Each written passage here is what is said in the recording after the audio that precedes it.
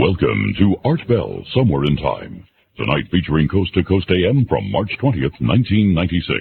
From the high desert in the great American Southwest, I bid you all good evening, good morning across all these many time zones, stretching from Tahiti and the Hawaiian Islands to the Caribbean and the U.S.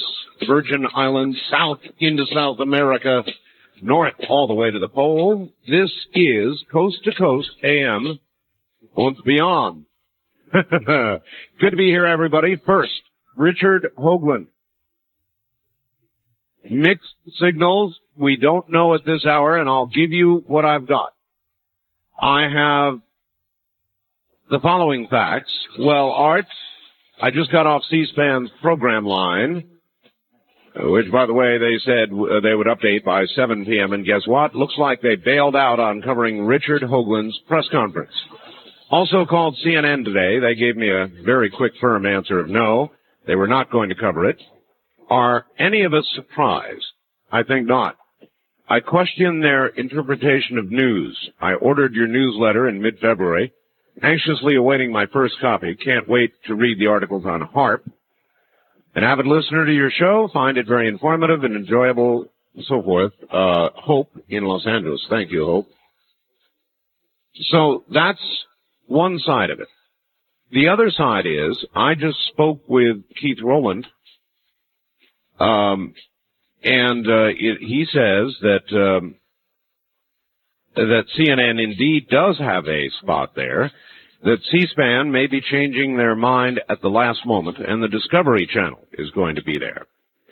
Now, that leaves me a little bit out in the cold. I have no idea what's going to happen. I do know one thing that is going to happen, and that is the news conference is going to be covered live on my IRC Internet Relay channel at 6 o'clock in the morning Pacific time, 9 a.m. Eastern, 6 a.m. Pacific. And you will actually be able to get on that channel and ask questions and watch the incoming text as the news conference proceeds. So, in order to get instructions on how to get to the IRC Relay channel, simply go to my webpage, and everything you want will be up there. That, of course, is www.artbell.com. www for the World Wide Web, .artbell, ARTBELL.com. And it will instruct you how to get to the IRC Relay channel. So, folks, that's all we know right now. It figures right up until the very last moment it's going to be touch and go. We'll see. The times for the news conference are in the morning at 6 a.m. Pacific time, 9 a.m. Eastern. Adjust for points in between or beyond. Mr. Bell, just a heads up to let you know they're planning a series of tests with HAARP beginning this Friday, tomorrow. Apparently, some sort of joint test with the Space Shuttle Atlantis. Now get this. They said the Northern Lights would be extra special that evening. Anyway, I thought you might like to know, and if you already have this, please disregard. Love your show, and so forth. Keep up the good work. Thank you. Very interesting. That facts from Valdez, Alaska, so they're about to crank up HAARP, folks. Little extra special treat with the Northern Lights. So that's where everything stands, and we don't know at this hour one way or the other. We know it is going to take place. We know it's going to be on the IRC Relay channel. And we think we know that CNN and Discovery are going to be there and that C-SPAN may be there. Who knows? A second trial, as you must know by now, has resulted in guilty verdicts. Guilty of murder in the first, with special circumstances. Now, that's very important. For the shotgun killings of both the Menendez brothers' wealthy parents in Beverly Hills, 6 years ago, they would have inherited $14 million. First trial was a hung jury. This trial, conducted by an 8-man, 4-woman jury, and this time the abuse excuse was disallowed. Incest, psychological terror, all the things they talked about they were afraid of, that caused them to go into the middle of the night with shotguns and blow their parents away. Their attorney said the disallowal of the abuse excuse was unfair and shows that fairness is draining from the system. Gil Garcetti in L.A. getting a much-needed victory after the O.J. Simpson case. Now, Monday, the penalty phase of this trial will take place. The Menendez brothers' best hope is for life in prison. Very possibly, instead, it's going to be the death penalty. Why? Because the jury attached special circumstances to the first-degree murder verdict. That definitely allows for the death penalty, and we'll see in California. So, does this in any way restore your faith in our justice system, justice perhaps delayed, but seemingly done in the end? I wish the news was better today. The other story, there are more. From New Jersey, a teacher, Kathleen Weinstein. This is a teacher who taught special education to children. And she was murdered in a carjacking by a 17-year-old. The haunting words of a school teacher pleading for her life during a carjacking, preserved incredibly by this alert woman who somehow activated a tape recorder, recorded the whole thing, including her own murder, on a small, very small tape recorder, unknown to the 17-year-old killer. The community in New Jersey is in a rage. Get this. She had been the founder of a program called Random Acts of Kindness. Random Acts of Kindness. A victim herself of a random act of violence. She, on the tape, begged him to take her car, leave her life, said, "You'll be caught. You're making a decision about your life with what you do here." A teacher to the very last. And then I guess on the tape the sound of her choking to death as he went ahead and killed her. I wish the news was better, but it really isn't.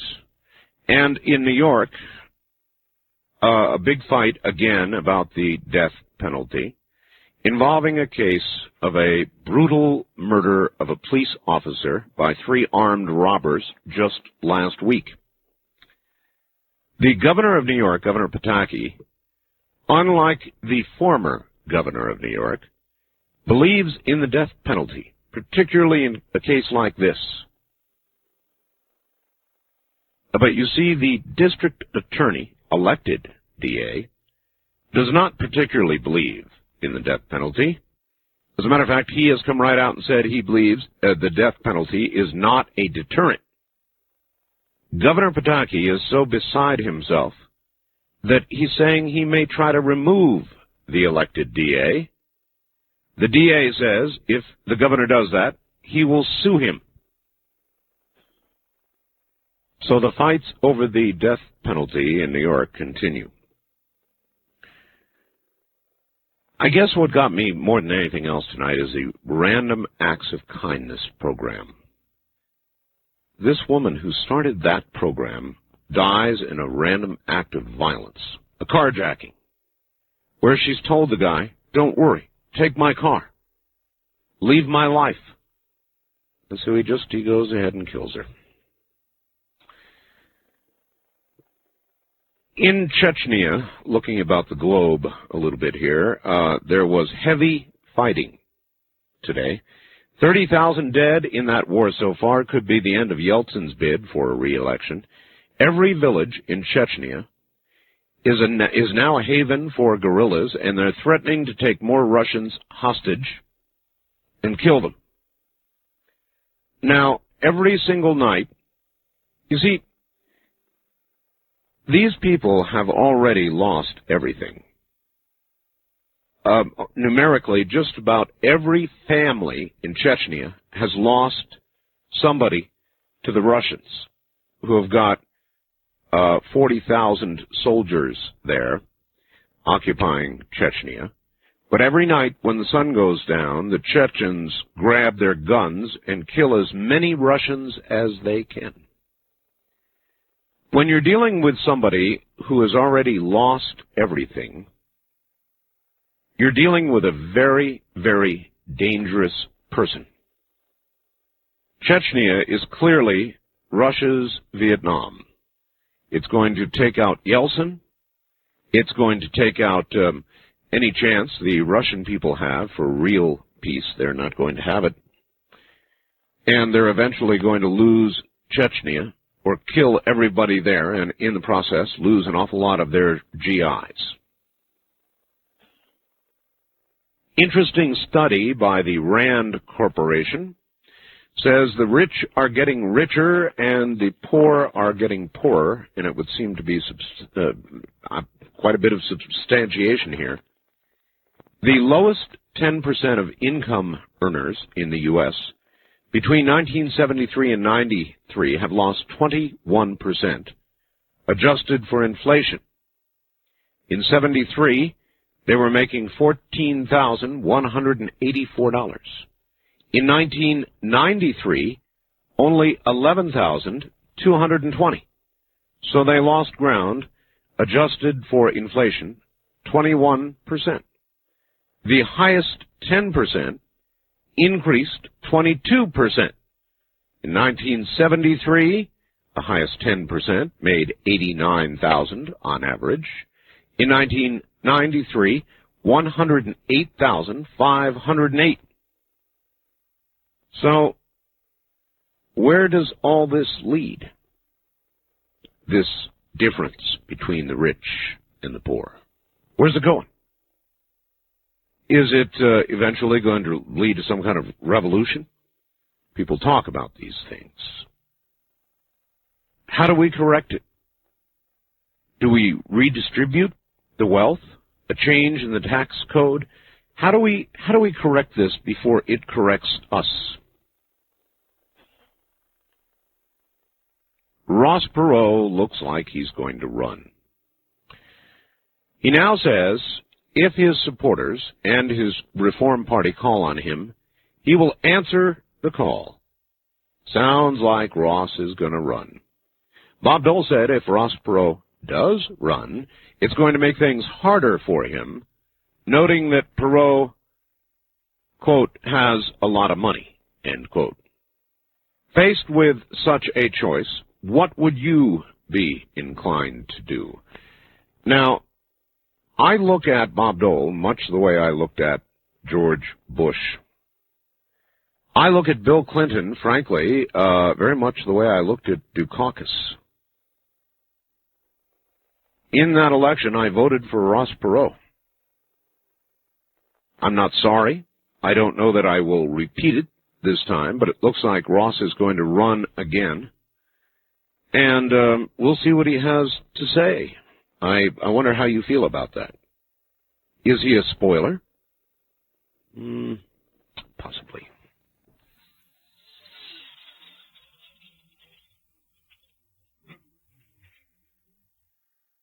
Here's a fax from Wisconsin. Dear Art, I'm writing from a city of 50,000 here in Wisconsin. Janesville, actually. The quickening is taking its toll here. In less than a year, our small city has seen 2 gruesome murders in which husbands murdered wives in bizarre and violent ways. Husband 1 stomped his wife, my friend, to death right in front of their two small children. Wisconsin has no death penalty, so the man got life. Eligibility to parole in 15 years. Whew. Days after that one, a second man shot his wife 5 times, then dismembered her body into 9 separate pieces with a hacksaw and an X-Acto knife. In the second murder is it related to the easy sentence of the first? Who knows? Also from our area, 2 rapists who brutally beat their victims in separate incidences were sentenced this way by the same judge. One sentenced to 1 year in the county jail because the judge said he looks like a nice guy. The second sentenced to 6 months in jail and 6 months work release. The same judge sentenced a rapist of a 3-year-old child to 1 year in the county jail. Now, we don't live here in some hick town. Our area is very white-collar, reasonably wealthy. I believe an organization making judges responsible for their decisions needs to be founded. Finally, in the March 11th issue of Newsweek, page 51, there's a photo from the Jerusalem bus bombing. Did anyone else see the face of a Christ-like figure in the mangled bus? It jumped out at me, gave me goosebumps. Curious whether you or any of the other listeners noticed it. Cindy in Janesville, Wisconsin. So this brings me to something I'm going to do this morning. I'm going to do a little rough stuff and a little fun stuff. The rough stuff is, I've never done this. I have talked now with you for years, couple anyway, about what I call the quickening. And I thought that it would be appropriate to make a list, actually, of things that contribute to or are part of the quickening. I could do it, but I'd rather have you do it. So if you have something that you would consider a sign of the quickening, call me and give it to me, and I'll put it on my list. We're going to make a quickening list. And then concurrent with that, and this may carry through tomorrow's show as well, I'm sure, I've always wanted to do a night of what-ifs. Last night, we had several people calling in with all sorts of what-ifs. And so I thought, why not just do a night of what-ifs? So, with whatever else you call about, if you've got a really good what-if, I'd like to hear it. Ranging from a conflict with China to the results of an awakening as a result of the Hoagland press conference. Anything you would like to do a what-if on, I'm all for it. So we are going to do a quickening list, a what-if kind of night, and a number of other things. I've got a fax here on China, too, from a lady that I will read to you in just a moment. Now, again, 2 items. One is a list of things, and I'll take one from each person, things that you believe contribute to the quickening, signs of what I call the quickening. We have never made a list. We have talked many times, but have never made a list. Tonight we shall. And then, I know a lot of you are very good at this, and I love scenarios and what-ifs. So I thought, why not devote a night to what-ifs? So if you've got a good one and you would like to intrigue us, cause us to think a little bit, well, come on forward. Give us your what-if. So that's a kind of a little hint of what we might do, but anything that's on your mind is fair game. Coming up next, it's good to be here on a Wednesday night, soon to be Thursday morning in this time zone. Hi, Art. The current economy is like a stretched out rubber band. Indeed. The rich are getting richer, the poor are getting poorer. There are two reasons for this. The first is that to become prosperous in the new economy, you've got to be literate in reading and computer technology. Second point is not to become a single parent. I don't think it's going to lead to a revolution with the poor. What are the poor going to do? Sabotage the internet? They don't even have good access to computers. The new routes to prosperity are not Interstate 5 or Route 66. They're fiber optics and the internet. Dave from Merced. And Dave, I could not agree with you more. And I've said this a million times, and I'll say it again. Parents, if there's anything you can do for your children that will brighten their future, get them a computer. You know, the one guy who really had it together on this and was ridiculed for it was Newt Gingrich. And he was absolutely right. He made some comment about getting poor people computers. He was dead right. People may have laughed, but that is, I believe, the route to prosperity today and for the foreseeable future. I believe that. All right, I want to update you a little bit on our telephone lines, and then we will begin using them. Our international line is still not, well, I'm not sure about it, but according to what I heard earlier, is not functional. But I will give out the number just in case. What they tell me is that, and AT&T is really being wonderful about this. There is no such thing, as I told you, as an international 800 line. But what we're trying to do now has been bumped all the way upstairs at AT&T. And they've got their best minds, their best computer and engineering people working on giving us exactly what we wished for. A true 800 toll-free international line. There is no such thing yet. But we may be the first in the nation to get it, and they're doing their damnedest. And so, actually, I want to say, way to go, AT&T. Whether or not they manage to do it, they're making a maximum effort to try. And I want them to know I appreciate it. And the network appreciates it. We're across the world now on the Internet. Real audio, courtesy of WPSL in Port St. Lucie and now WOAI in San Antonio, which means access to the Internet anywhere in the world, and you can sit and listen to the program. As a matter of fact, you can do it while you're doing other things on your computer. So we are there. Whether we can get you here or not, I don't know. But I want to applaud AT&T for giving it a real go. And they may be able to do it. And if they can, we will be the first in the nation to have such a line. Now, what you might try doing is dialing.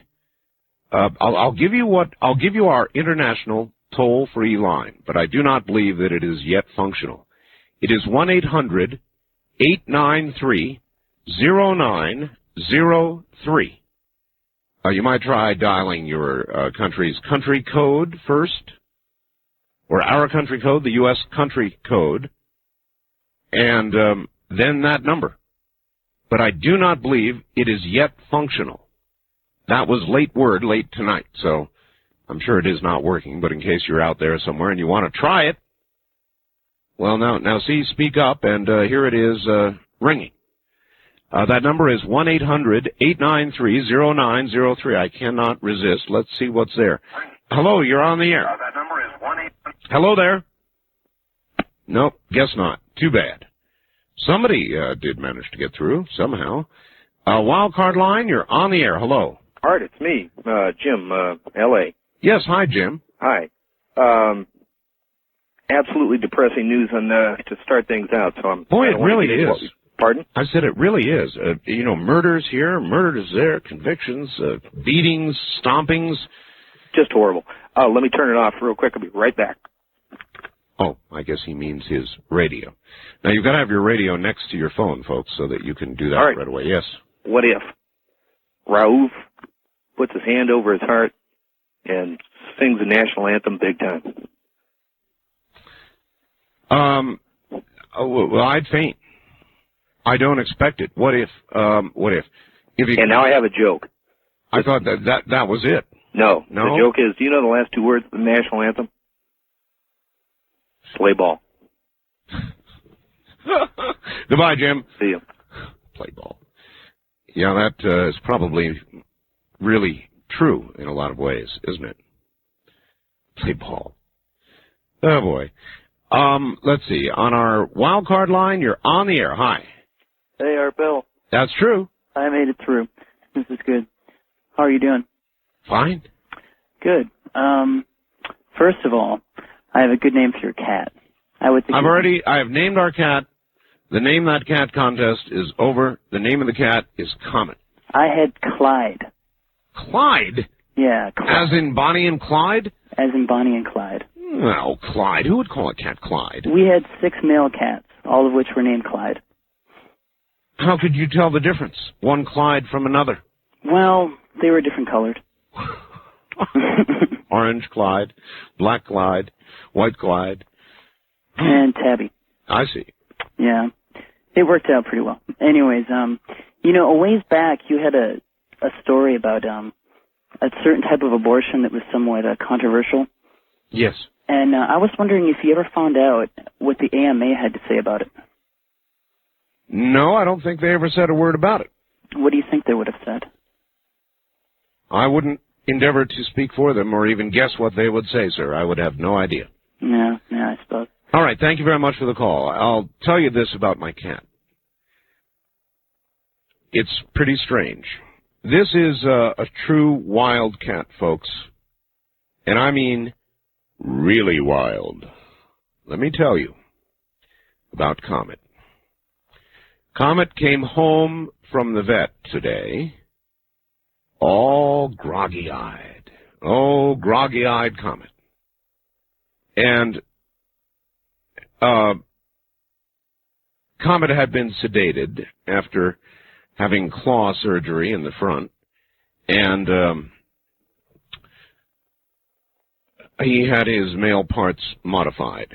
So, plus a little bit of a pretty good cat drug of some kind. So, Comet was drugged to the gills when he came home. We put him in a little bed in our bedroom.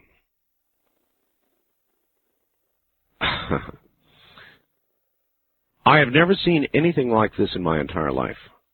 When this cat, bearing in mind now that its claws are sore, they do it wonderfully now though, and they've got a kind of a glue and dissolving stitches they put on there, so it's really a wonderful way they do it.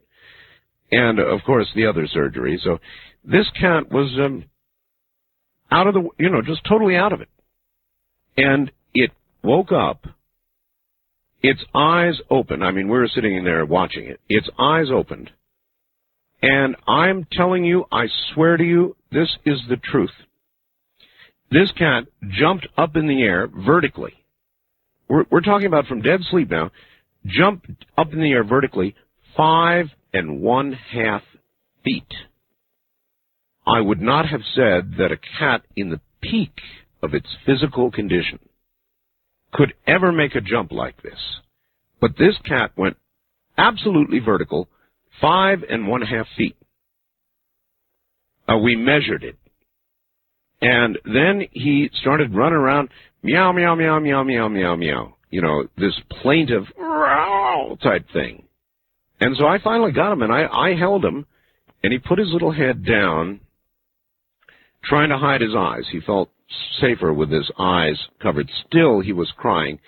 It is the first time, and then he started purring. That's the doggonest thing I've ever seen. Have you ever, this cat was consecutively purring and screaming with fright. I've never heard anything like it in my life. Now, to me, that said, the cat welcomes contact. It knew that I meant it no harm, or at least I presume so. That was the purr. It was kind of like, I've lived under houses, I've lived in the wild, I'm scared to death of human beings, but damn, this is kind of nice. And he's hiding now. He's behind our washing machine and feeling, I suppose, safe, and will come out when he darn well feels like it. So that is the story to the moment of comment. But it was the most amazing thing I've ever seen. I'm telling you, this cat, the eyes went blink, blink, open, 5.5 feet straight up into the air. This is a serious feral cat, and we have got a real job on our hands to tame this one. So we'll see. East of the Rockies, you're on the air. Hi. Hi, greetings from Kansas City. Yes, sir, KCMO. Yes, sir. What if, Art? Yes, sir. The size of the Earth were growing? What if it were growing? Let me explain how that can happen. All right. You know, Einstein and his E equals mc squared. Right. In effect, you can take mass and change it into energy, or you can take energy and change it into mass. Sure. That's what it means. Sure. The sun burns off its mass in the form of energy, heat primarily. The earth receives it, and the plants, trees are a good example, absorb the sun's energy, and the total mass or weight of a tree will be greater than the earthly nutrients and water and air that's been put into it. So a tree has some mass from the sun, in effect. Damn, that's good. You're really right. In other words, there is a conversion of energy to mass going on consistently on Earth. Yes. And so your theory is that the Earth is therefore actually growing in mass. That's correct, as the sun shrinks. Yes, And just a little perspective, if, for instance, it were growing at the rate of 1 foot in 1,000 years, which is reasonable, I would think, then that means since its inception 5 billion years ago, the Earth's diameter has gone from 6,000 to 8,000 miles. Yes. I wonder what Scallion would think about how that might affect his earthquakes. I'm sure he'd have a lot to say. My question to you would be, having thought this aspect of it out, as you have, and it's a good theory, is there anything that would suggest the Earth losing mass by any means? Yes. When you burn something, you're converting mass back into energy, heat. So you burn a log in the fireplace, you're taking all that mass, or a little bit of log mass. Well, let's talk larger scale. When you burn down significant portions of the rainforest. Yes. You're converting quite a bit of mass. That's correct. So the two either might balance out, or, on balance, we might even be shrinking. Well, I doubt that, because don't forget that most of the vegetation on Earth is in the ocean. It's a little hard to burn that off. That is true, actually. Well, both of them, very good what if, sir, and I thank you for the call. That is a well thought out call. It is certainly true you can convert energy to mass, or mass to energy, or in a gaseous form, or whatever. So what if we're getting bigger? So what if we are? Would that have an effect, a geologic effect? I'm sure that it would. Certainly we know the Ring of Fire is more alive than I've ever seen it in my life. I've never seen anything like the number of volcanoes and earthquakes and things that are going on. At any rate, we'll be right back.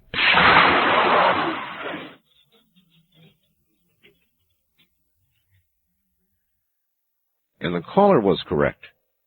The news today is not good.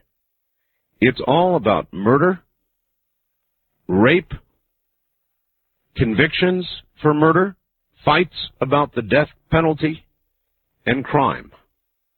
As we continue to literally eat ourselves up alive as a society, It was depressing even having to read it all to you. First-time caller line, you're on the air. Hi. Hello there. Going once. Going twice.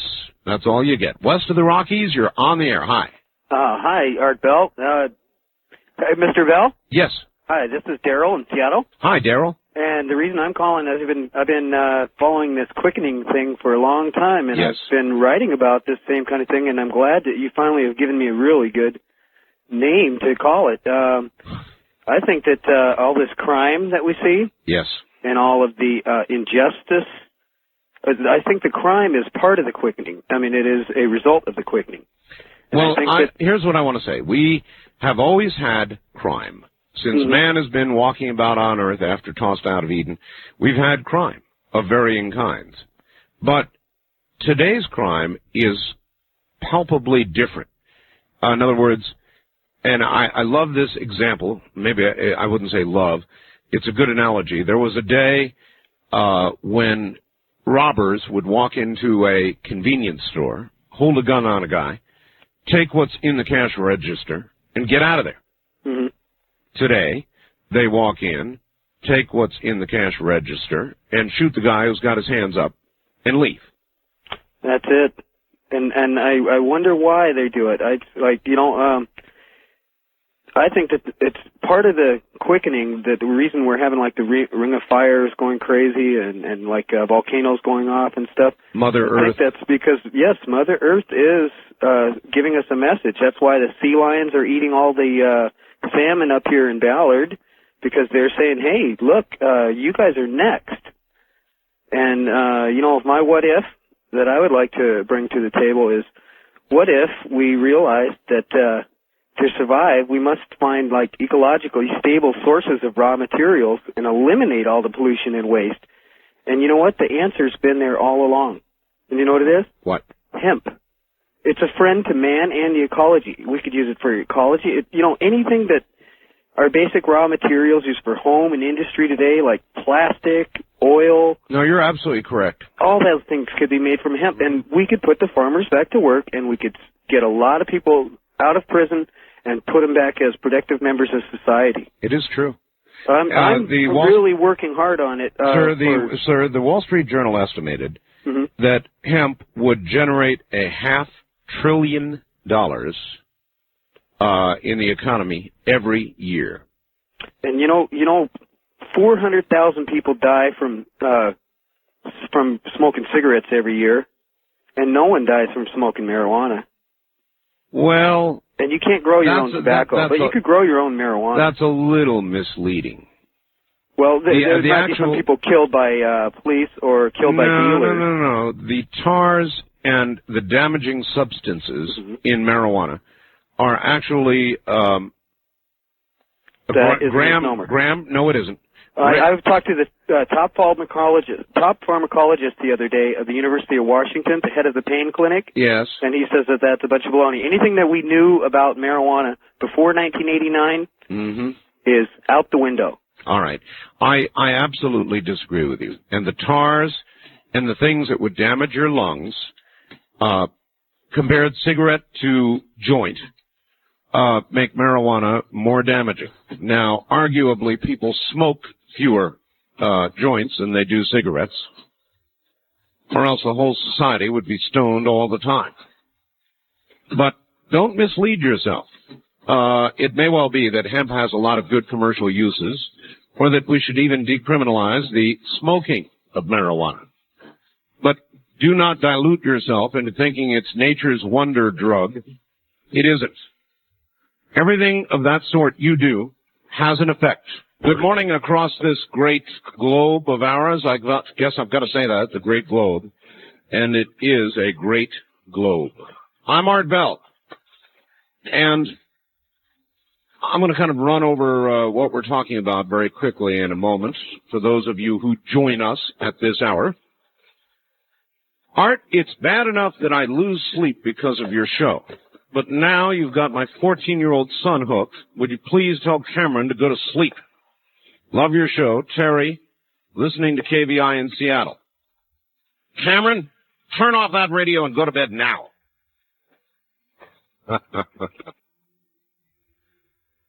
I said turn it off, Cameron. Now, the news is not that good to listen to anyway, Cameron. The Menendez brothers have been convicted. Second trial, different result. First-degree murder, special circumstances. They may be going away. All the way away. Or at the very least, away for life. No abuse excuse this time, and I wonder if that's the end of the abuse excuse in America. It could be. In New Jersey, a horrible case. Just absolutely horrible. A school teacher who actually was best known, I guess, for being the founder of a program called Random Acts of Kindness, was killed by a random act of violence. Carjacker, 17-year-old, choked her to death. After she begged him not to, she managed to turn on tape recorder. So they've got the whole thing, and they've also got the 17-year-old, by the way, who they would like to try as an adult. But just disposed of, I guess, so that there would be no witnesses to his taking of her car. In New York, a big death penalty debate going on. Pataki, the governor there now, in favor of the death penalty, threatening to remove a district attorney, elected DA, who looks like he's going to refuse to ask for the death penalty in the killing of a police officer, a brutal murder, I might add, by 3 armed robbers last week. So they've got a big brouhaha going on in New York over the death penalty as the march of crime continues. And it's all pretty bad news, you know, on that front. I mean, this crime thing is way, way, way out of control. By the way, folks, I've got Vidian on again tonight. I've had it off the last few days. I've been doing a lot of intensive computer work here, and so I haven't had it on.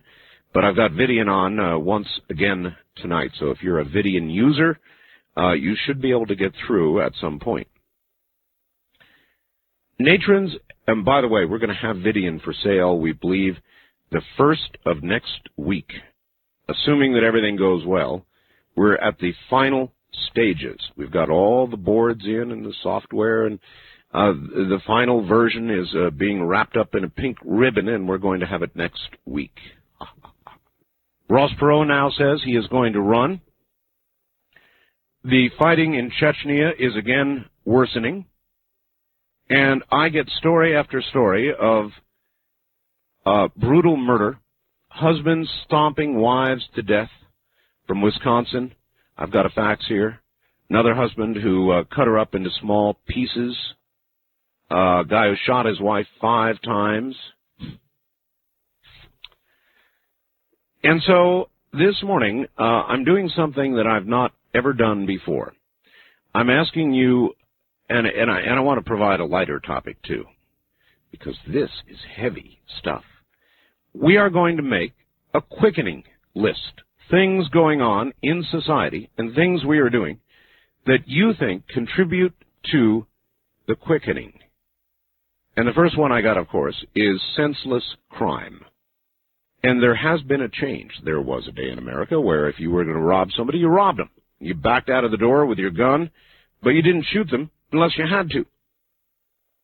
Today, they go in and rob, take everything from the till. The guy's holding his hands in the air, and they shoot him for no reason, no discernible reason.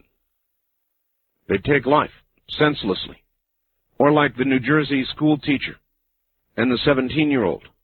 He listened to her beg and choked her to death. And on and on and on. So that's one item. And we are going to construct a list of things that you think are contributing to what I call the quickening. Then we're also going to do something perhaps a little lighter. Toward the end of the program last night, we got a lot of what-ifs. I love them. So if you've got a good scenario, a good what-if for us, tonight is your night. And I would imagine these 2 topics will take us well into tomorrow as well. By the way, here's a fax I meant to read. Art, on one of your programs last week, the subject was decreasing sperm counts and China versus Taiwan. you asked several callers, all male, the following. If they were president and China attacked Taiwan, would they push the button? Your question required only a yes or no. All these callers stammered and stalled and gave ifs and ands. Declining sperm count? These guys were contributing to the problem. Now, ask a woman what she'd do in that case. Well, it cost me $249.95 for the facts.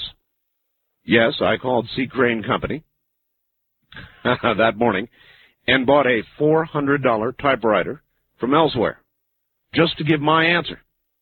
My answer is yes. I'd keep my finger on the button until they turned tail and went home. Is that harsh?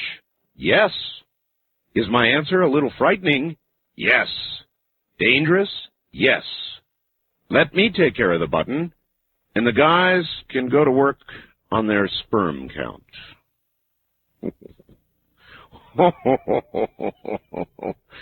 Pretty rough. I'll tell you, over the years I have found that women, as a general rule, have a greater capacity for cruelty than men.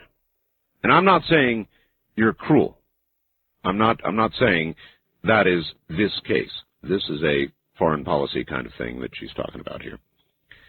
But when we've run into various topics about what would be done to this person or that person for their evil deeds, the women generally have come up with the more constructive, torturous tales of retribution than have the men. They're very good at it. And she signs it GM. East of the Rockies, you're on the air. Hi. Hello, Art. This is Sean from Sandusky, Ohio. Yes, sir. Welcome to the program. Yeah, hi. How you doing today? Fine. I wanted to talk about, I have a suggestion for your cat, Comet. Yes.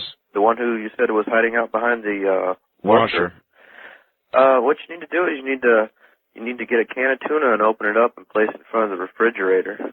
And you have other cats, right? Oh, he's eating. Yeah, well... He's eating. Is he eating? We use science diet. He's eating. He's coming out, in the dark of night and eating his little portion. But he won't come out when you try to feed him in the day? No, but, the little guy really needs a little peace and quiet. He's just been modified in more ways than one. It's probably just as well that he have a quiet area to consider that this is not an evil place and he can venture forth. So I'm, for now, going to leave him alone. Yeah, well, the reason why I bring it up, because I've had quite a bit of success with cats as far as getting them to come out and stuff, because I've always found that a way to a cat's heart is through his stomach. It is absolutely correct, yes. But for now, we're going to let him hide out. All right, well, I just thought I'd call you up and give you that little bit of advice. I appreciate it, thank you. The interesting thing about him, and I'll only repeat this portion, we brought him home, he was drugged to the gills. He was in, he was in cat drugdom.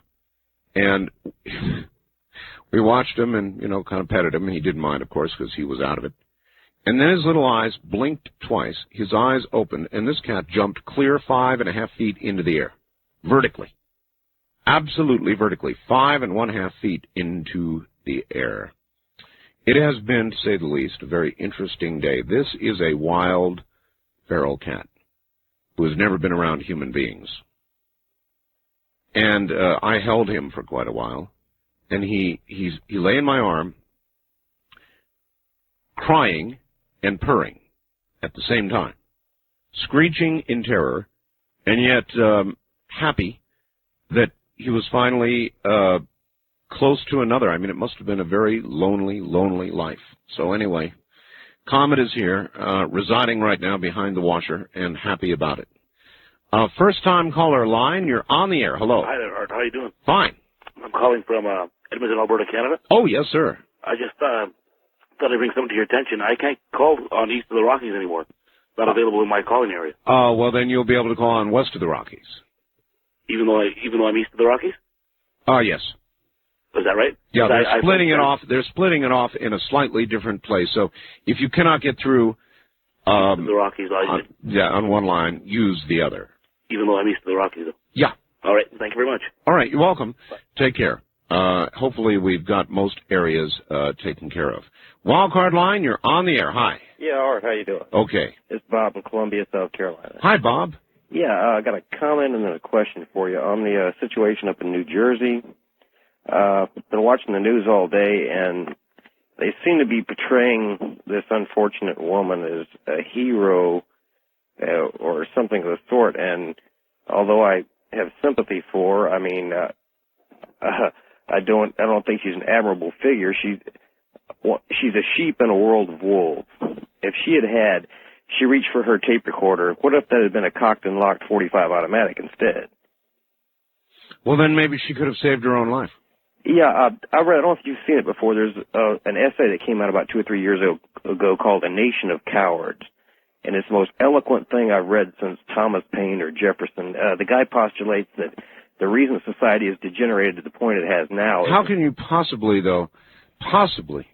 suggest that her not having a gun blow the 17-year-old away would be an act of cowardice? Because one of the fundamental human impetus and human rights is that of self-defense. Yes, but people also have a right not to carry a gun if they don't want to. Well, they do so at their own risk. There are bad people in the world. If they want to live in a Pollyanna world where But, sir, if it has come to the point in our world where you've got to wear a gun because the crime level or the random acts of violence and death and murder and mayhem have gone so far that the only way to continue to live is to carry a gun and kill before you're killed. I'm not suggesting we have a God-given right to do that, but if it has come to the point where everybody has got to do that, I got news for you. This is not such a hot place to be anymore. Well, no, it isn't at the present, but you must admit that there are a hell of a lot more good people in the world than there are bad. If we get to the point where we see these social predators as nothing more than another species of game animal... Yeah, but the problem is that the number of bad people, or the percentage of bad people, really bad people, is growing. Of course, because we lack the will to do anything about it. And it doesn't take that many. Okay, I got one other question for you I want to ask you real quick. Sure. You said that you voted for Ross Perot in the last election. That's correct. Did you know before you did that of his paranoid, delusional ramblings about pajama-clad VCs running through his front yard, and that George Bush sent agents provocateur to disrupt his daughter's wedding? I mean, you want this guy's finger on the button? I mean, he's a nutcase. All right, thank you very much for the call. Yeah, there have been a few things Ross Perot has said and done that have disturbed me. Not all of what you hear, though, is necessarily as bad as you think it is. Just the way I'm sure a lot of you would agree that Pat Buchanan had many things said about him that were unfair and simply untrue. They went after Buchanan the way they went after Goldwater. They tainted him with the word extreme. They've done the same to Ross Perot. Some of it may be justified, but my feeling would be that a very great deal of it was not, and I'm sure the Bush camp did a few things here and there. We certainly know the Dole camp did. Hey, folks, that's politics, down and dirty. That's the way it is. It's not going to change. Dirty tricks have always been a part of politics, and it would not surprise me but that a few were played on Ross. Nevertheless, he says he's about to do it again.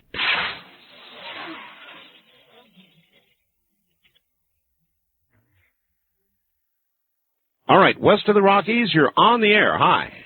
Yeah, Art Bell. Yes, sir. Yes, I've been listening to you exactly a year this week. It's great to have you on there, and I really want to thank you for having a nationwide audience like this where everybody can get their point across and everything. Well, if we can manage this, the best minds at AT&T, they gave us a call yesterday, and they said they're putting their heavy hitters, the biggest execs, the biggest software people, the biggest engineers to work on trying to create the first truly international 800 line for us. Well, that's awesome, isn't it? Yeah, it is awesome. It is totally awesome. And when and if they get it, then international calls will be coming in one after another, and we'll be able to get feedback from all over the world. Oh, I have a question for you, Art. Sure. Do you know if that volcano is still active out there outside Oregon? They sent a ship out, I know, and they indicated there was a lot of activity going on, and they were measuring mineral water flowing up at a heightened temperature rate, indicating it was very active. Now, whether it still is or not, I don't know. I believe the survey ship has come back. Well, I got a what if for you then. All right. What if during our lifespan, there actually becomes a landmass, and me and some friends were talking about it, about getting our own little national flag and going out there and posting up. Becoming our own little nation because we claimed it. I think that'd be cool. I've always wanted my own country myself. I mean, isn't that the way it was back there in the old days? Oh, yes. You found land and you claimed it and it was yours. Absolutely. You might have to fight for it, but... Well, you might. And I guess you could still do that. I mean, there are a lot of unoccupied islands. They're generally claimed as possessions of somebody or another, but, you know, if you got the guts, you can go out there and plant a flag and see who comes with guns. Well, I thought that'd be a good what if. So. You have a good night. Wait a minute. Yeah. Let's say you did that. Okay. What kind of society would you create? Oh, boy. Definitely a free society. I think U.S. is the best nation on earth because they give us the options to succeed in anything we want to succeed in. So then how are you going to better that? Well, a lot less government. All right, thank you. You know, that's an interesting question, isn't it? Now, I suppose you could go to an island held by, I don't know, some South American country, and declare and make your own flag and your little national symbol, and take a boat in and plant your flag, and suggest that you are a new democracy.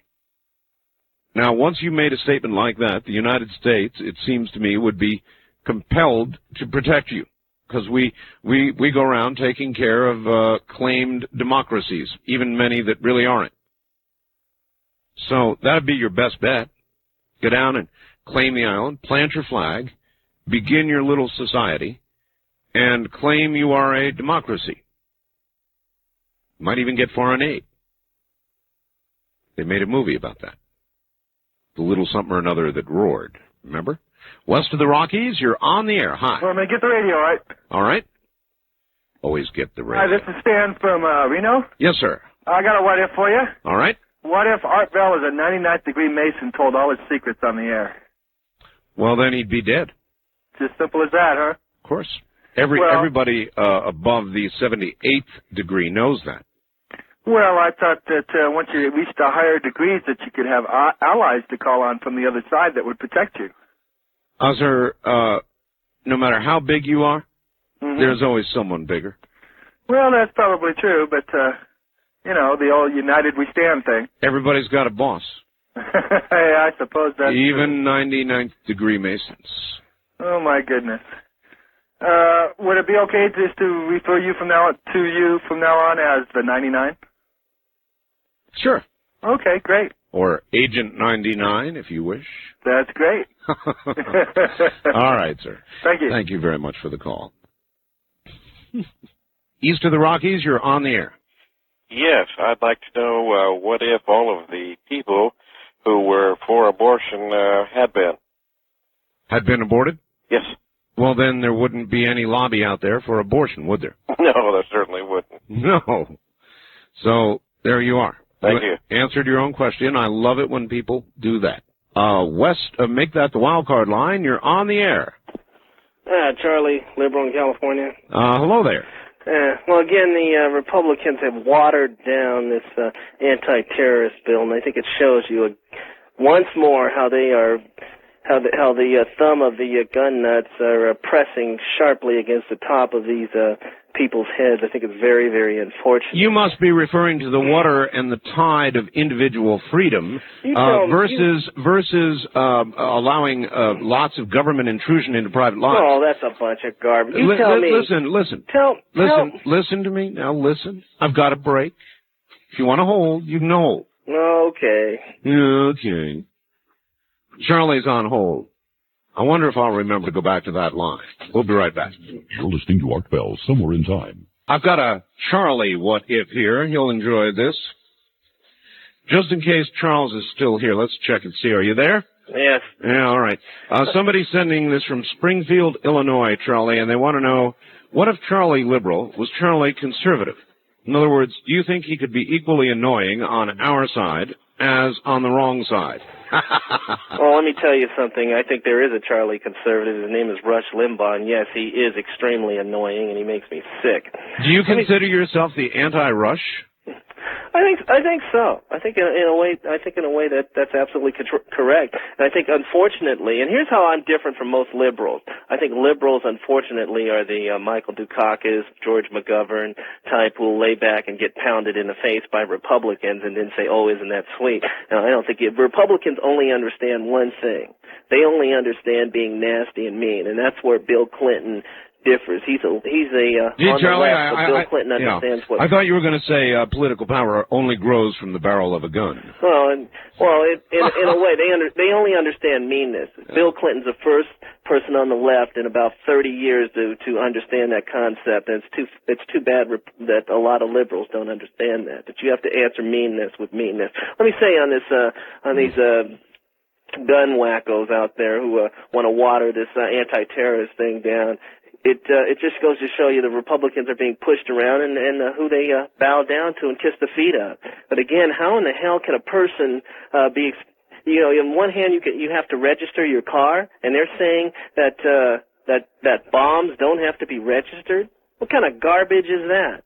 I think it shows you how extremist these people actually are. How do you register a bomb? Well, the Clinton administration was thinking of putting a specific chemical, different chemicals in bombs that would indicate where they came from once they exploded, which I happen to agree with. Well, fine, but I mean, how do you actually register a bomb beyond that? I mean, do you carry this big bomb down into the police station and say, "Hi there, I'm here to register my bomb"? I don't recommend it. No, but where they could find out where the bomb was bought at and who bought them, and then all you have to do is find out who. Look at the records. Come on, Charlie. But here's the thing. Down to your local bomb store. Come on. Here's the thing. Republicans do, and I work in the intelligence field, and I understand that in 10, 15 years from now, you're not going to be talking about fertilizer. You're going to be talking about atomic bombs. I know. Small enough to put into briefcases. Right. Well, we'll put in Mr. Clinton's registration program. Thank you very much. It'll take care of that.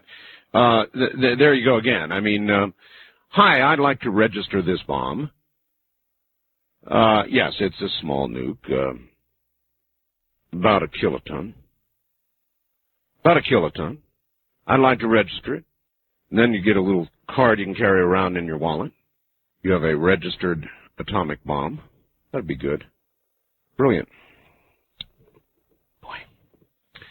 Art, here in Houston, the local CBS station, Channel 2, made a comment about an ex-NASA scientists that were going to talk to the media. They also promised tomorrow at the 10 o'clock news. So, look, I'm getting a lot of faxes. Look, the latest on Richard Hoagland is the news conference will occur. It will be at 9 a.m. Eastern, 6 a.m. Pacific time. Now, the news conference may or may not, and we have conflicting information on this, be carried by C-SPAN. They may carry something about Roosevelt, not carry it at all. Or they may have made a last-minute decision to carry the news conference, or they may tape it and delay it. We're not sure. CNN will be there. The Discovery Channel is going to be there. There are going to be some independents there. If you want to be there, you can be there live, because it's going to be carried on the IRC chat channel, which is also going to mean you can ask questions.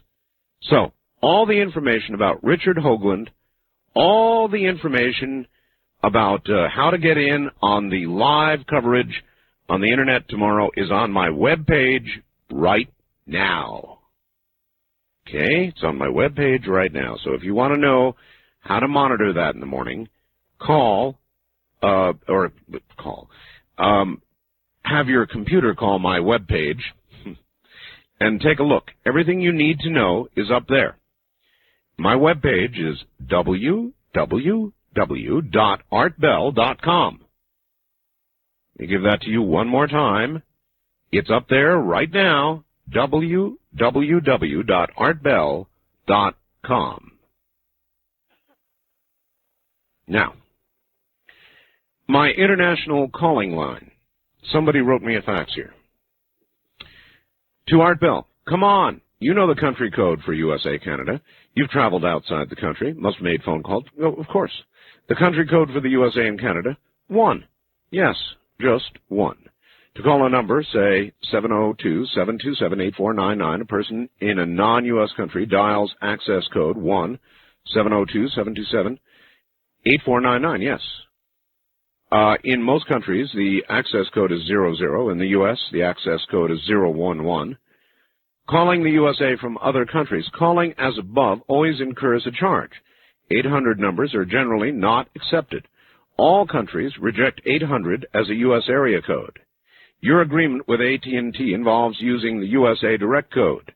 So a caller has to dial USA direct code, then 1-800 blah blah. But dialing the USA direct code in most countries I've tried connects you to an operator in the USA. Then you tell him or her the number you want. If you want an 800 number, he or she just laughs at you and says it cannot be done. Even if he or she connects you, they may want a credit card number to charge the call to. So you will not be getting any foreign calls until all the operators recognize your 800 number. Well, let me tell you, again, signed a self-appointed telecom expert, we've got the biggest minds. We've had a lot of communication from AT&T. And AT&T says that they are going to make a monumental effort to actually establish the first real international 800 line in the world. And they're working on that for us right now in various parts of the U.S. Supervisors and managers at the highest level, programmers and engineers, beginning yesterday, went to work on it big time. They're trying to do it. And they're saying that if we can, you will be the first to have this service, the first in the whole country. So I'm flattered. They may not get it done, but they are people who know what they're doing. And so if it can be done, they're going to do it. Now, those of you outside the country might try various means of getting through. I will give our international number, but as far as I know, it is not yet activated. There are certain blocks that they're trying to figure out how to remove. It involves a lot of software work and engineering, and they're doing it. But I'll give the number out just in case. It's 1-800-893-0903. So if you're anywhere outside the U.S., Canada, or Mexico, try various methods. Again, the number 1-800-893-0903. It is worth a try. Then we've got a bunch of what-ifs here. Art, what if it could be proven that God is a woman? Signed, Shannara. S-H-A-N-A-R-A. Now, there's an exotic name for you, Shannara. Very nice. What if it could be proven that God is a woman? Well, there would be a lot of useless stained glass, for starters. A lot of rethinking about a lot of things. So I don't know. Could God be a woman? Sure. Could be. Could be. A lot of attributes that people would associate with femininity are associated with God. Right? Compassion. Just a lot of things. So I wouldn't rule it out. On the other hand, God is probably not either sex. And somehow you don't think of God as concerned with or bothered by sex one way or the other. Period. Except how we behave, no doubt, down here. East of the Rockies, you're on the air. Hello. Hi, Art. My name's Lauren. I'm here in Greensboro, North Carolina. Hi. How you doing, Lauren? Really good. It's really good to be able to talk to you. I've been listening to you for a while, and it's a really great show. Thank you. It's almost amazing to get through. I know. I've been checking out the computer pages on you in the computer lab here, and I think it's a really great show, and it's a way to keep ahead of things. The web page is clearly one of the best web pages up on the whole Internet. Oh, yeah. Yeah, after traveling around, I just learned how to use it about a month or so back, and it's been different. Yes. I'm not the most technologically advanced person on Earth. Well, it's finally getting to the point where you don't have to be. Yeah. I had a sort of a what-if to give you. All right. I've been taking an astronomy course here, and one of the things the teacher mentioned today was sort of a gut-wrenching thing to think about. Mm-hmm. Instead of Hale-Bopp coming by and taking a piece out of us, what if a star nearby went supernova, like within 50 to 25 parsecs? Well, we'd be toast. Yeah. Star goes supernova. I wonder how long we would have, how much warning, if really we wouldn't have any, would we? No, they said that usually they don't really become aware of them until they actually go into the explosion itself. Well, in other words, the explosion itself we would certainly see, but it would arrive long after the fact. Yep. It's interesting because I know that every about 20 or 30 years we get solar activity from the sun that really disrupts our telecommunications and all. That's correct. Imagine that from an entire star exploding.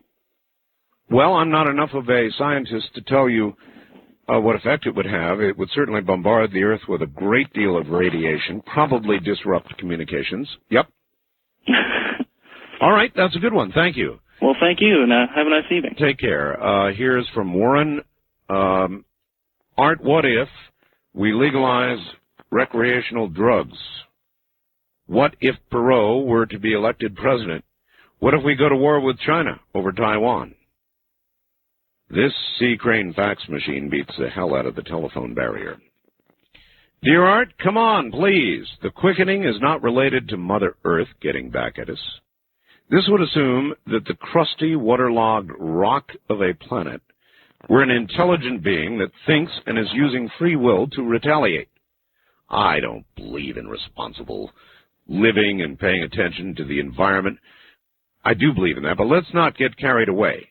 Like many of the extreme animal rights and environmental activists, many of them hold animal rights, trees, and now the Earth, a planet, in higher esteem than humans, who are the caretakers.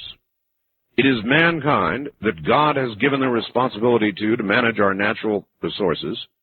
We are not slaves to them. Well, in a sense, I agree with you. I do not look quite at the Earth the way the American native does, as a living, breathing entity. However, I think that it is a closed ecological system. There is no argument about that. It is. It simply is. And I do believe that there is a distinct possibility that when we create an imbalance, that the Earth, not through an intelligent decision, but just through a natural process, seeks to correct that imbalance. So we don't have to imagine that Mother Earth has a living, breathing will and is retaliating in some way for all of this. No. I rather think, and I'll say it again, that Mother Earth is reacting in a natural way. It is a natural process, and what has been disturbed is being straightened out. That doesn't indicate a conscious, willful, intelligent decision on the part of the rock. It simply indicates a reaction. To every action, there is a reaction. That's what I think I believe. West of the Rockies, you're on the air. Hi. Hello there. Oh, hi. Hi. Is Art Bell? Yes, it is. Wow. That's how it works. You get on the air. You call, you get on the air. I know. It's like I was listening to the radio and I couldn't tell I was on the air, I guess. Okay, well, turn that off and proceed. Yeah, I got it off. Okay, good. Well, I was just wondering, what if every time we kill somebody, that they go to a place of unknowledge and come back to the earth and hang out with the people that killed them. Kind of, it's like a hunting thing. And so by killing people, and even in wars and everything, we just make more trouble for ourselves than we know. Well, all right. Thank you. If every killing engendered a haunting, well, we don't know that it does not. And people have long toyed with the concept of karma. You do something bad, and maybe not today, maybe not tomorrow, but eventually it comes back and bites you in the butt. So it may be that that's not such a wild theory. Who knows? I generally agree with that, and I generally kind of believe in karma. Things come back to you. Good things or bad things. They eventually come back to you. Anyway, we're going to pause here, and we'll be right back. What ifs? The quickening list, we're going to build it over the next couple of days. Dear Art, here are a couple of what ifs for you. What if Einstein was wrong about the theory of general relativity? Instead of things appearing smaller as they travel away from you, they actually do get smaller.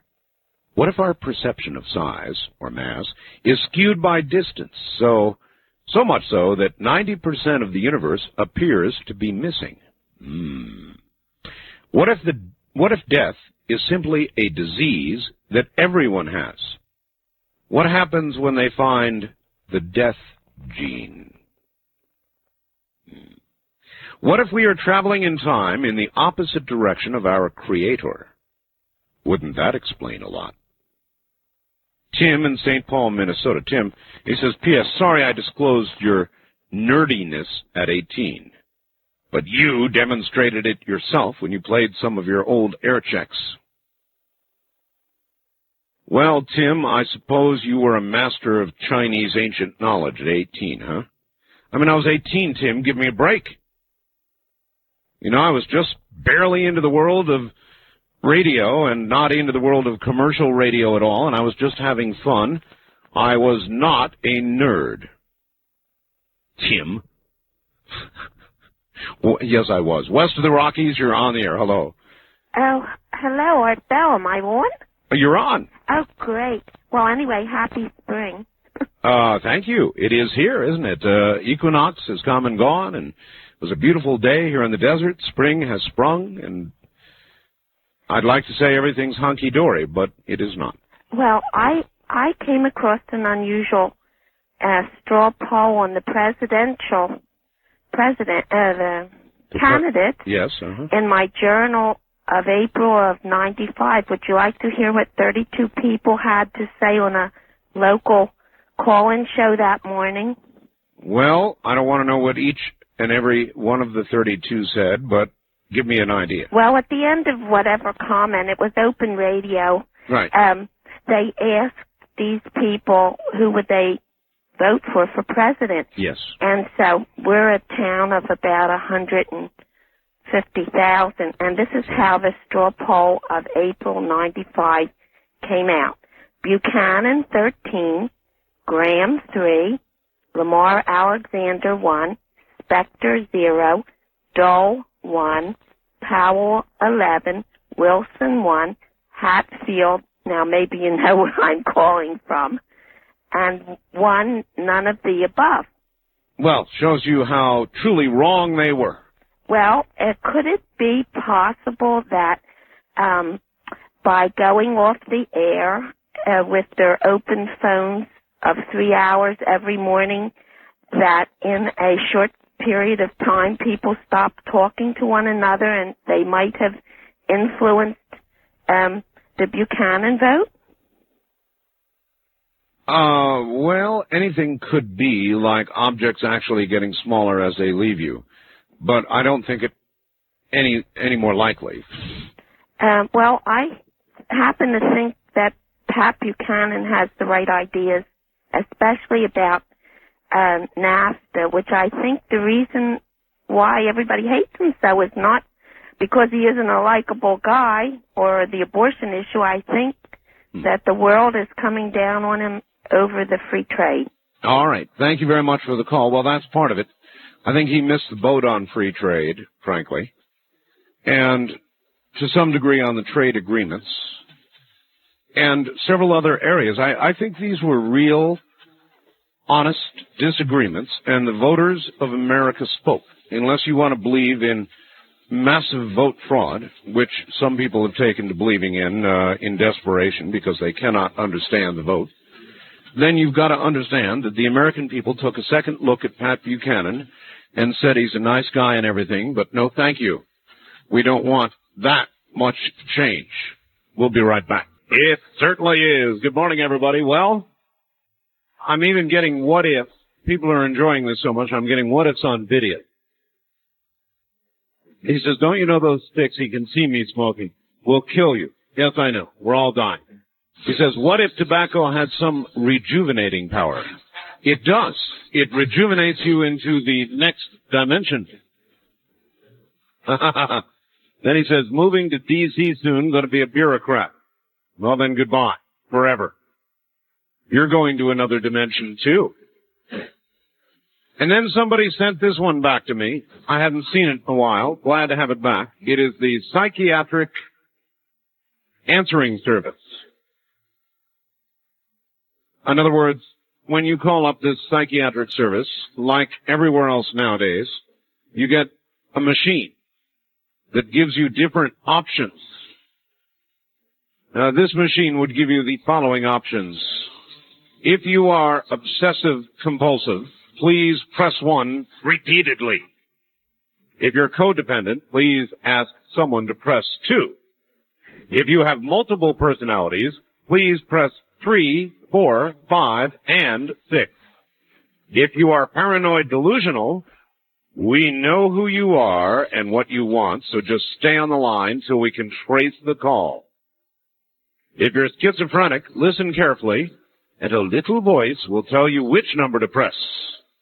If you're manic depressive, it doesn't matter which number you press, no one will answer.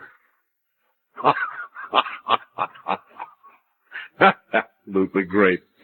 That was sent to me about a month ago, and it's made the rounds ever since. West of the Rockies, you're on the air. Hello. Howdy, this is Subboy in Eugene, Oregon. Subboy? Subboy, yes. And I can't use the first-time caller line anymore, which really bugs me. Why but not? Anyway. Oh, well, that's what, of course, once you've called, that's it. Yeah, darn it. Anyway, I've got about 4 things to talk about. They'll be really, really quick. All right. A number 1 is the second half of your cat story was just touching and brought a tear to my eye and all that with the purring cat and such. Number 2, gosh, I've got a list. It's horrible. The energy captured in leaves from the sun is held in the bonds between molecules, so there's no actual conversion of the well, there goes that theory. Yep. And nicotine as opposed to marijuana, nicotine, or that is tobacco, nicotine shuts off the cilia, which gets the... God, I'm nervous. Anyway. That's all right. That's all right. And so you're going to say marijuana opens it, right? Well, no. The cilia are tiny hairs that coat your esophagus right. and throat, and they sort of push out the yuck stuff. I see. Marijuana doesn't have that in it, so you still have the ability to clean your lungs, which is good. I'm not but still, as I said earlier, I think it's been shown that cigarette for cigarette or joint for joint, marijuana has more tars and potentially difficult stuff in it for you than does tobacco. Most definitely, especially since it's been bred from gutter weed to, the kind. Anyway, and the other thing, what Charlie was talking about, I mean, you caught on to this, I'm sure, about bomb tracing and such. Diesel fertilizer, Charlie didn't know what he was talking about. I'm sure you being on the internet, you've found out that there's a lot of bomb recipes out there. Oh, yes. And you can make explosives out of everything. I know. That's the whole concept was silly, going and laying your bomb on the police officer's desk and getting a registration number for it. Yeah, exactly. Right. And even if you were say you were trying to make acetone peroxide. I'm not going to go through all the little bitties, but you can make almost any chemical at home. I know, sir. I've done it many times. Nearly blown myself to smithereens doing various things in my youth. Shelley was complaining that the bomb registration idea got dropped. You're really going to take in like about 10, 15 sticks of dynamite and lay it on the police, counter there. I'd like to register my bomb. So you get a little bomb card you could carry around. Be a registered bomb. Maybe you could get a concealed bomb permit. Oh, boy. First time caller line, you're on the air. Cheerio. Hi, Art. Hello. I'm a first-time caller, but I've got a thing about the quickening for you. All right. And then a what if. All right. Okay, in the quickening, this deals with time, and it deals with the human being's experience of time.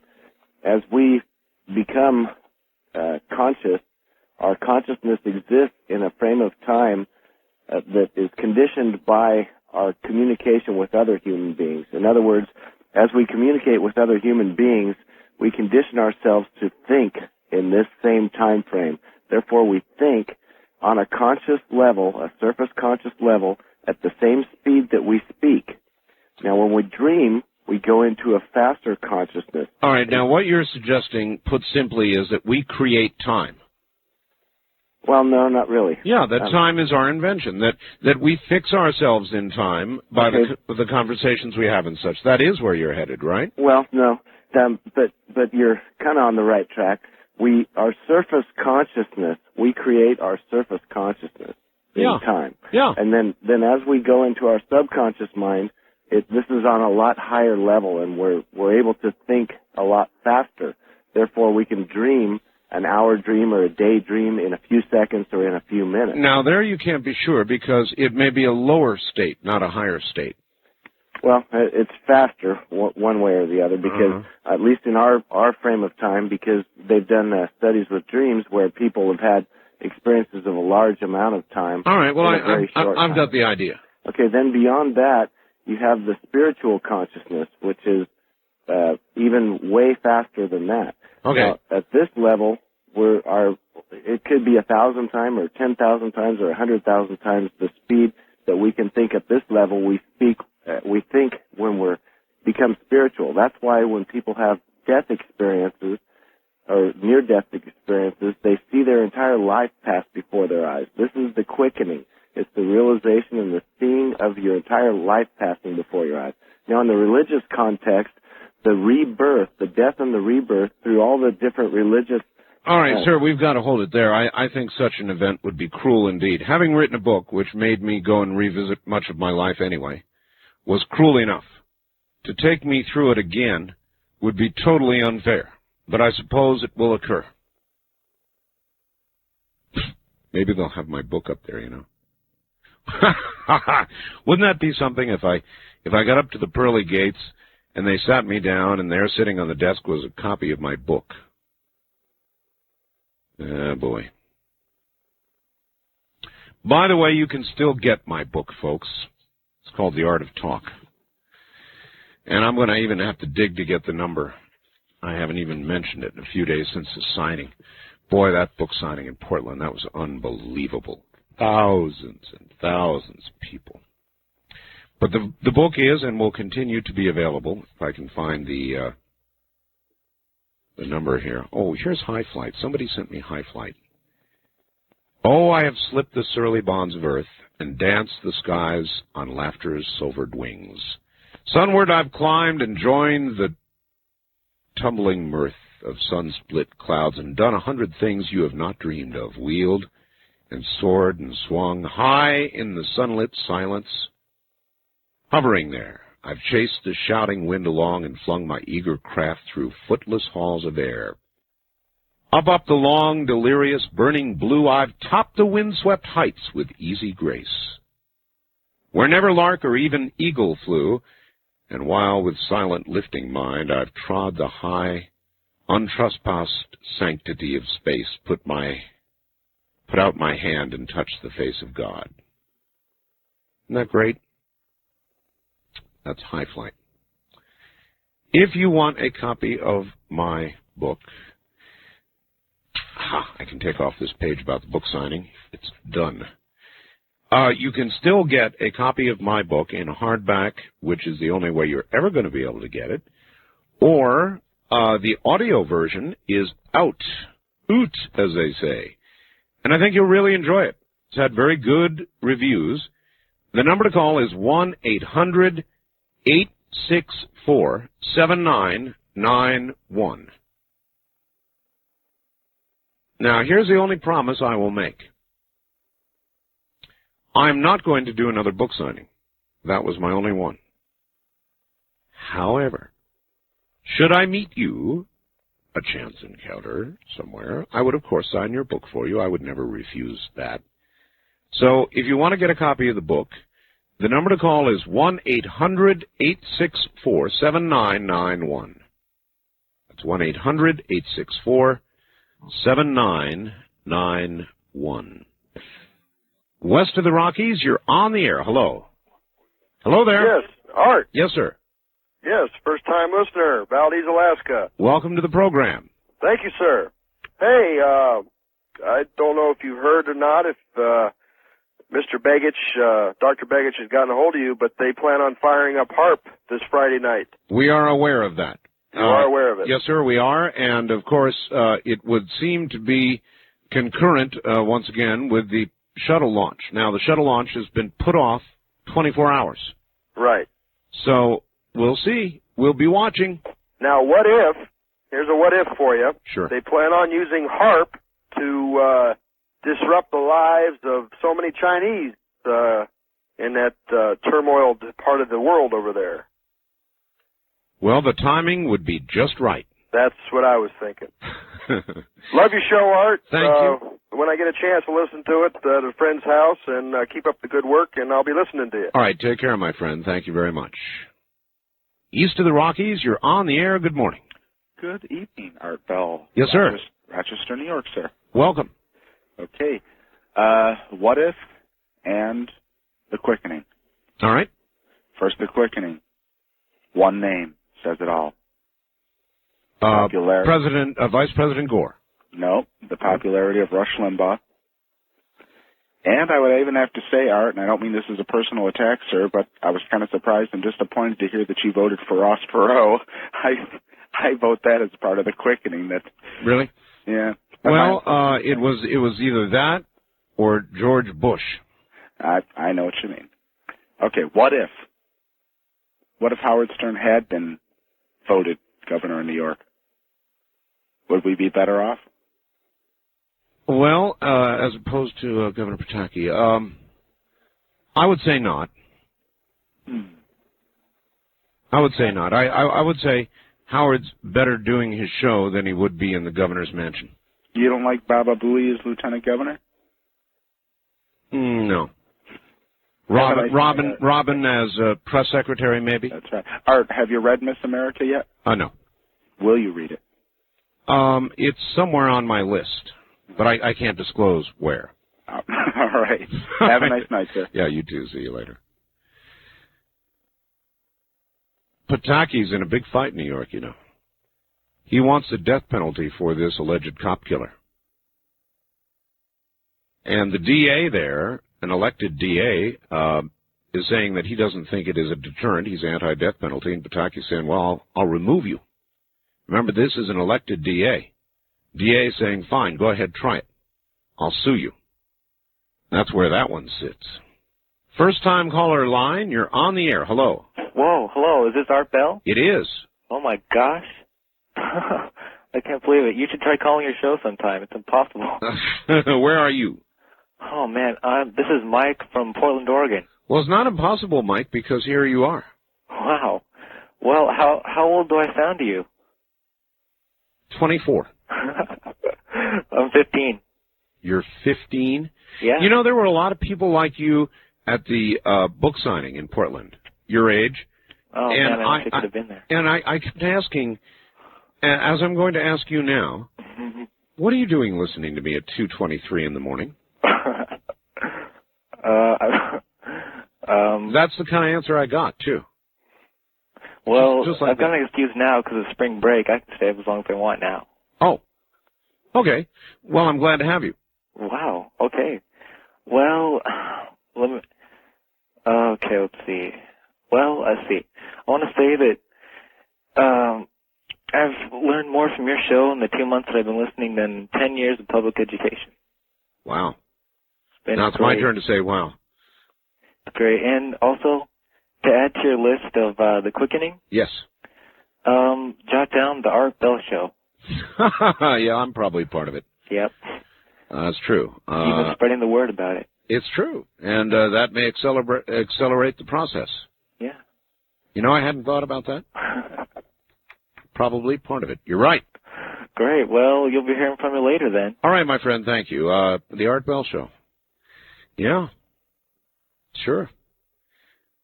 But I'm not sure. You could either conclude that calling attention to these things either causes them to accelerate or possibly knowledge of them causes a slowing. I don't know. I really don't know. What's your best guess? Do you think that calling attention to the quickening actually accelerates it, adds fuel, throws fuel on the fire? Or do you think knowledge of it is the only potential thing to slow it up? Maybe like a backfire. Now they set backfires, right? I'm not sure. I don't know the answer, but I admit it could be, and I have put it down. West of the Rockies, you're on the air. Hi. Aloha from Honolulu. Yes, sir, from Hawaii. Welcome to the program. All right. Hey, I don't have anything profound right now. I just got off work, but... Oh, come on. Give us something profound. Well, I need something profound, like how to get on your web page on a computer. I'm not computer literate, but I have a friend who knows all that stuff. Do you have a computer? No, my friend has one. And I told her that www.artbell.com. No. www.artbell.com. Gotta have the dots in the right place or it doesn't work. Okay, and that's all it takes. Just punch that in with that HTTP or whatever. Well, yeah, you can go to what's called the web crawler and even just enter the name Art Bell and follow the yellow brick road and you'll get there. The yellow brick road. Well, yeah. She'll know what I'm talking about. Metaphorically, the yellow brick. Oh, okay. She'll know what I'm talking about. In other words, it will then lead you into my web page. Okay. Just punch in Art Bell and it'll find itself. Yes, sort of. Mm-hmm. Okay. I'm computer ignorant, so maybe I should learn what I'm up against someday. Well, go find your friend and have your friend teach you. Yeah, that's a concept. It is. Yeah, right on.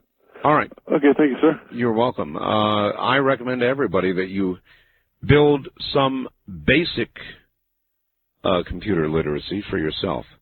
And if you don't do it for yourself, then do it for your children. Go on and get them a computer. They'll learn. They're pliable. Their little minds will grasp it quickly, and it will help them through life. I want to repeat this morning, I've got Vidian on, and Vidian is almost too cool. It is an opportunity for you to call. You can go get on my webpage or call my bulletin board and get a copy of the software. Load it into your computer, and then call and see me sitting here doing my show, and not only see me, but hear me in full color. And by the way, I want to advise people. You will notice a gigantic difference if you put your computer in at least 16K of color. It'll work if you put it in there at 640, 480 times 256. It will appear in color, but it'll be very dithered. If you go to 16K color, at least, or higher, oh, you get a beautiful color picture. There really is a big difference. Wildcard line, you're on the air. Hi. Hello, Art. Hello. Turn your radio off, please. Huh? Off. Hello, Art. Okay. East of the Rockies, you're on the air. Hello. Hello, let me turn my radio off. Thank you.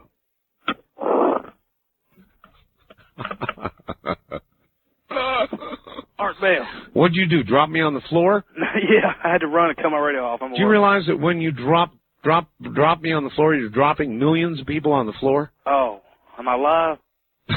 thought it was on a delay. No. Where are you? I'm in Murfreesboro, Tennessee. All right. Welcome to the program. Well, thank you. I just kind of wanted to comment on what you call the quickening. Yes, sir. I believe it'd be better named as maybe the tribulation. Maybe, Well, possibly. Maybe, possibly. Yeah. Yeah. I don't know if you get the same feeling as I do, but it's like no one has a conscience. Everybody has this demon mentality. Everybody has a demon mentality? Or not everybody. But, most people, huh? Yeah. No, nobody trusts anybody these days. Well, you maybe possibly are right, sir. I've got to run. We've got a break. Thank you very much for the call, and maybe possibly we'll be right back. Good morning to Paul in Erie, Pennsylvania, currently watching on Vidian. Hi, Paul. Way back there. Isn't it amazing? Send color video and audio across normal telephone lines like that. Absolutely astounding, huh? Hi, Art. Here's a what if for you. What if my mother were my father and my father were my mother? Would that turn me into a woman? Yes, it would, sir. That's John in Old Tucson. Only you would never have missed your manhood because it never would have been there. So don't worry about it. Or this. Dear Art, perhaps this is another sign of the quickening, but many times while you're on the air, the AOL network decides to go down for maintenance, making it impossible to get to your website. Well, that's not the quickening. That's the slowing. And they do that because these are the hours in which they go down. It's like radio stations. Go down during my show for maintenance. You're going to do it, you do it at night. Yeah, well. Art, I think the quickening is the finale for religion. It means we're getting rid of the infestation of a belief which worships a God who, if really existed, allowed an innocent teacher to be smothered to death while she planned for her life. Well, pleaded, that is, for her life.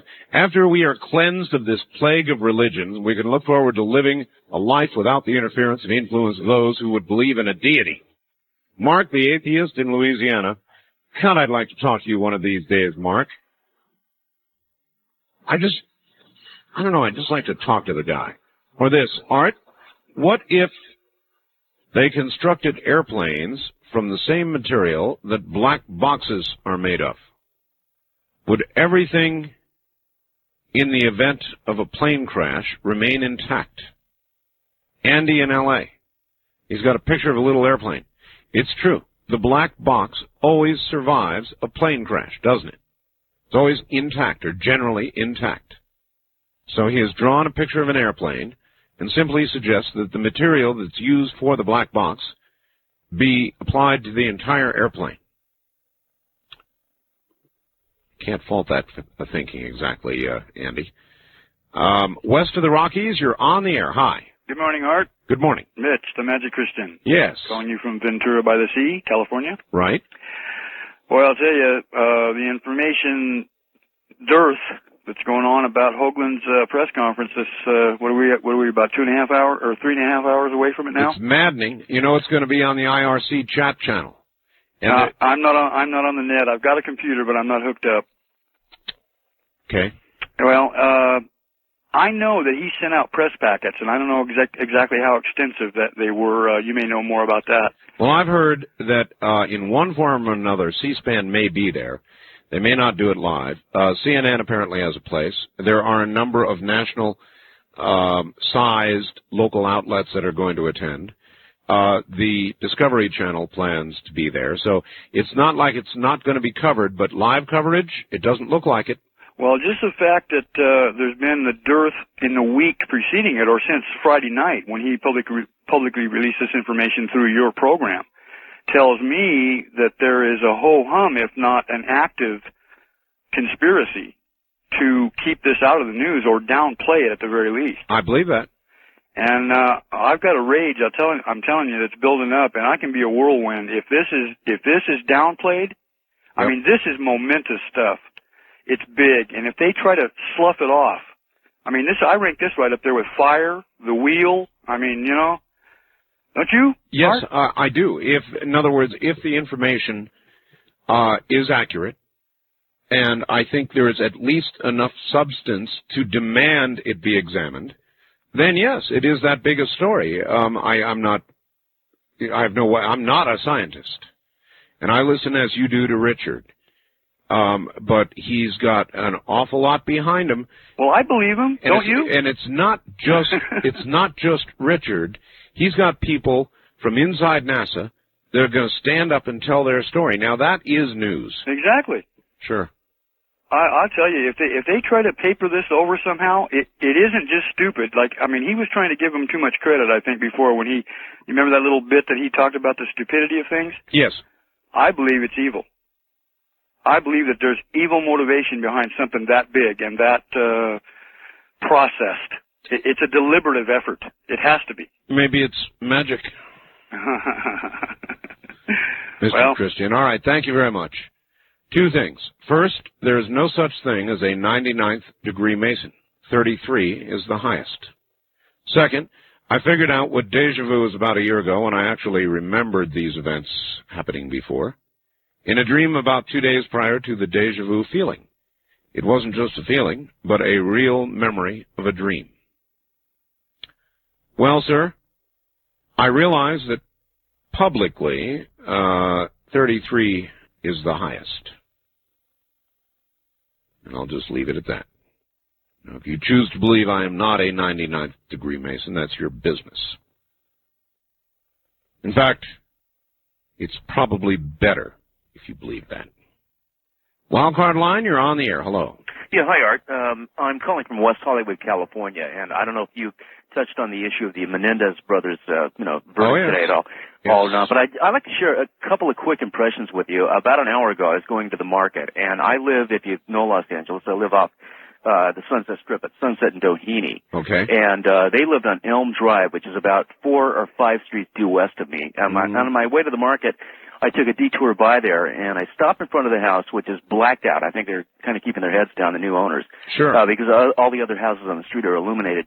And I sat there and I rolled down the window, and I thought, those two chumps, however long they live, they will never again be able to be where I am right now, looking at the front of that house. That's true. And then I went to the market, and amazingly, the checker knew nothing about it. I said, well, I'm sure glad that the Menendez brothers got convicted. He knew nothing about it. And I told him that they had been convicted first degree with special circumstances. And he said, finally, there's some justice in this country. You know, and I don't know. I guess that's the way I felt about it when I saw it, too. All of us felt that, you know, this business of we were, what was the abuse excuse? Incest, or we were scared or whatever it was, so we took shotguns and blew them away in the middle of the night. No way. Oh, I never bought that. I never even made a down payment on that story. Mm-hmm. But I don't know. That's hardly anything worth calling you up about, I'm sure. But I just, you know, I know that you're heard all over, you know, half the world. And I thought, well, I happen to be somebody who just an hour ago was sitting in front of the Mendez. As you point out, you have done something they will not do again. Never. Thankfully. Thank you. Have a good morning. Art, forgive me. I picked up a lot of non-essential information in school. I love your show, but will I ever live without a sleep deficit again? I don't know. Got so many faxes here. Here's one for your quickening list. This week, a jury acquitted a man of murdering his girlfriend, pregnant, with her 6-month-old child. There was overwhelming evidence to the contrary of the acquittal. Also, a woman's boyfriend was convicted of murdering her 8-year-old son and tossing his body over the backyard brick wall and into an empty field. The woman convicted of endangering a minor and child neglect, resulting in death. Maybe the quickening is another meaning for awakening, but it also sounds like the end of innocence to me. Jeremy in Bakersfield. Jeremy, I suspect the quickening is both at the same time, the end and a beginning. And I don't know if that makes sense to you, but that's the way I feel about it.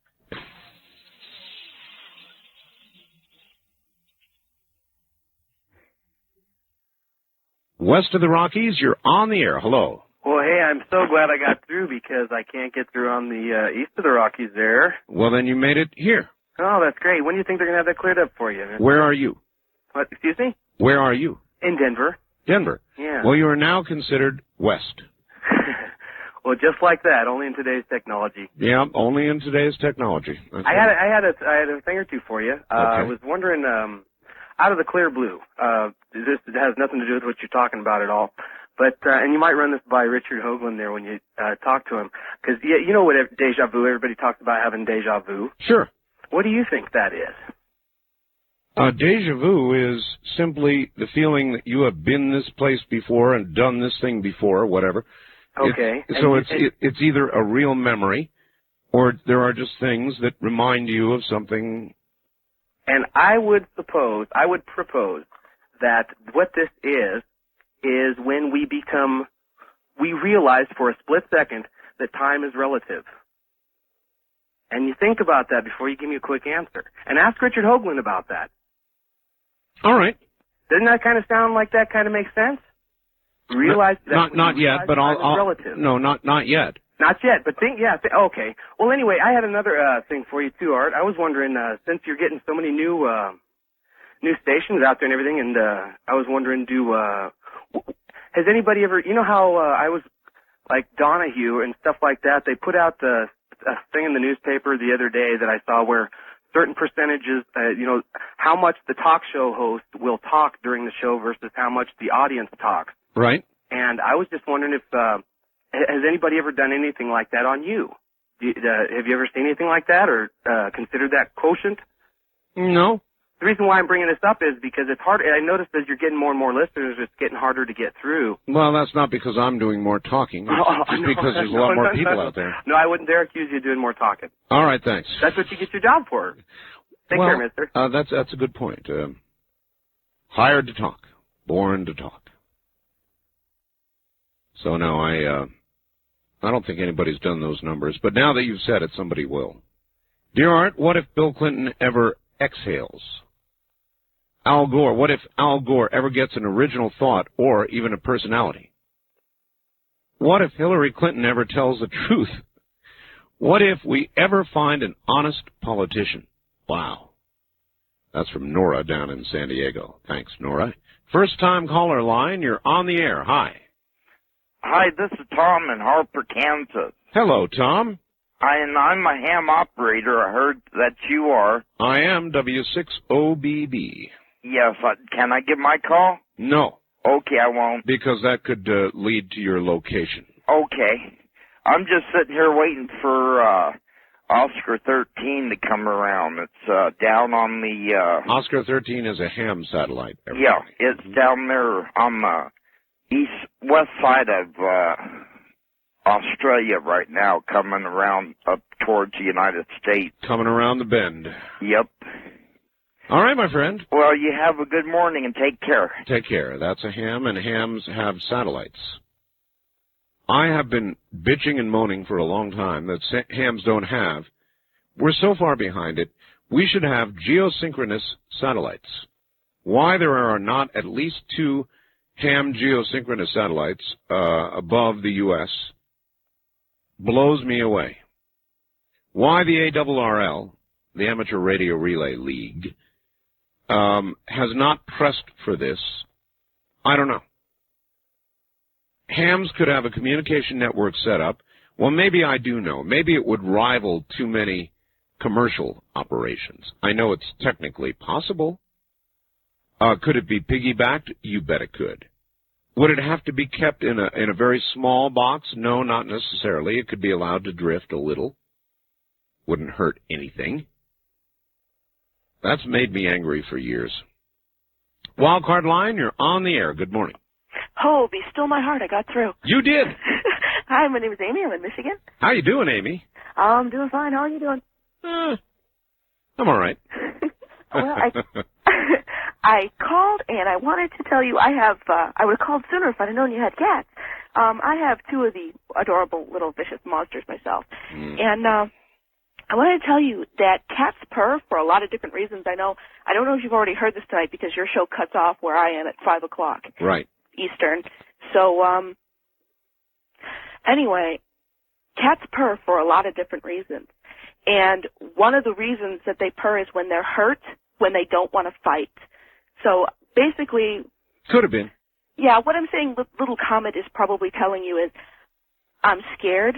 Yep. I just got out of the hospital. Yep. I'm hurt. I'm Yep. frightened. Yep. But you're a lot bigger than me, and I don't want to fight you. Well, that's good sense. So I'm going to purr to make you happy so that you don't fight with me. Well, it worked. I didn't hit him. Well, that's good. But I tell you, once he gets used to the house, Yes. neutered toms are the most docile form of house cat you can get. So Little Shadow will be kicking cat rear all over the house. I'm sure you're correct. Thank you very much, Amy. Sure. See you later. Little Comet is presently behind the washing machine. Art, what if David Koresh had simply surrendered and gone to jail? When you think about it, Waco coincides with the beginning of the quickening. Yes, things have been quickening for years, but that day is when the madness really began. Think about it. Would the Republican Revolution ever have happened? Would the Oklahoma bombing ever have happened? What if? Josh and Auburn. A lot of people are seeing the comet, and I'm not, and it's really bugging me. I'm going out after the show, and I'm going to try again. Here's another one. Art, I finally found the comet. Here's my explanation. It's in nearly a straight line with the two bottom stars of the Big Dipper's Dipper. About 1/4 of the sky toward the horizon to the east is a very bright star. Hold your hand out at arm's length, make a fist. Just past the bottom of your fist is going to be the comet. I use binoculars, and I think I can make out the beginning of a tail. Has anyone else seen this? Mike in Olympia.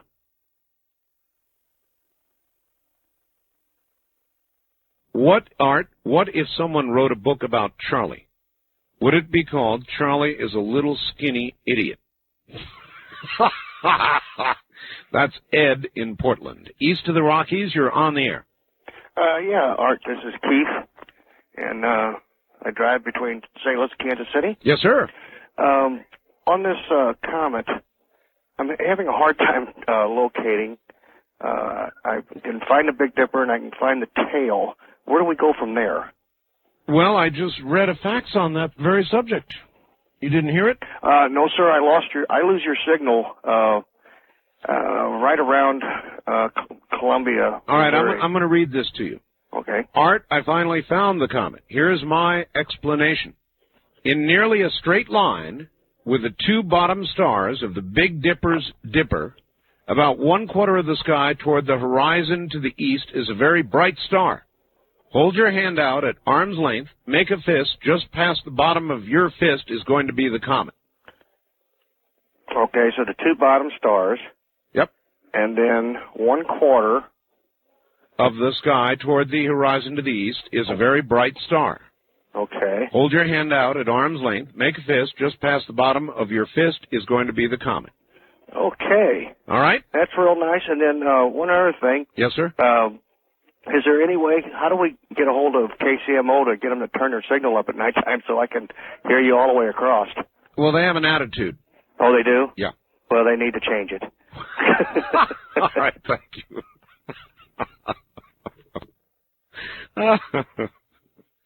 Yeah. I still say that picture of me in kindergarten should be on a billboard somewhere in Kansas City.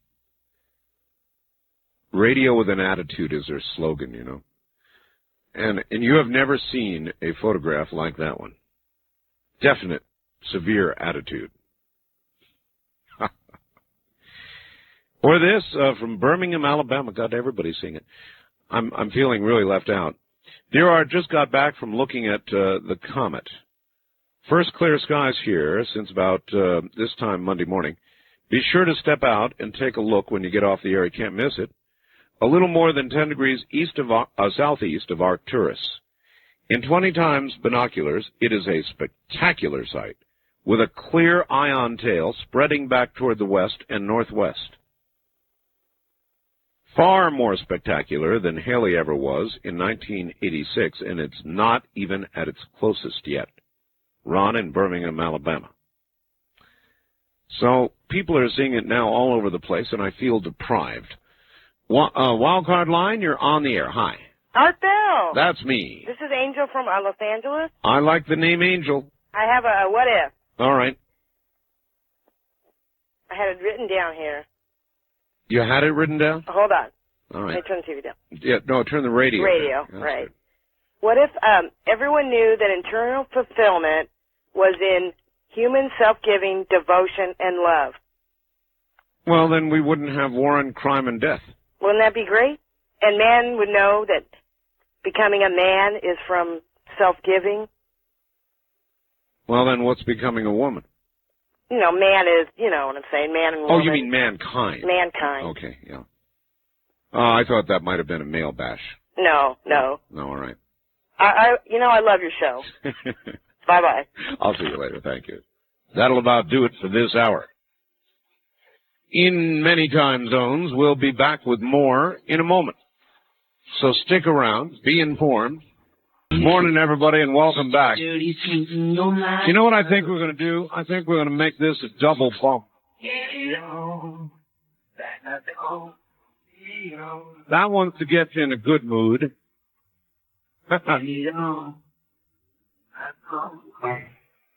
And this one is for the story I've got for you right now. You're not going to believe this. This is a story I just got. The government is preparing to consider, in England, ordering that all 11 million cattle in Britain should be slaughtered in a final bid to wipe out mad cow disease, according to the health secretary there. Can you believe it? They're really worried over there. The wholesale slaughter is, he said, one of the options that is now open. The dramatic move in the nationwide BSE scare came a day after the government admitted there is a link between, get this, mad cow disease and CJD, and confirmed it was now known that 10 people were suffering from a new strain of the brain disease. Can you imagine that? All 11 million cattle. They're considering killing every last. Holy mackerel. Oh, well. Romeo and Juliet, together in eternity. That's a true story. East of the Rockies, you're on the air. Hello. Good morning, Mr. Bell. It's Leonard. Well, I decided to put my select antenna on the Bible and see what I could come up with about your quickening. You're not on 666, eh? Nope. Ah, that's good. It's, you don't want to listen to that I got one. three things. I got three answers. The reason, and also the cause and the effect. The reason, you'll find where it says that in the last days, it'll be like the days of Sodom and Gomorrah. And so you go back to Sodom and Gomorrah, and what do you find? And you find that, to find the cause and the effect. Well, that would have been the 60s, Leonard. Sex, drug, rock and roll. Now we have AIDS. Now we've got a letter from the White House telling about the Clinton administration pushing the homosexual agenda.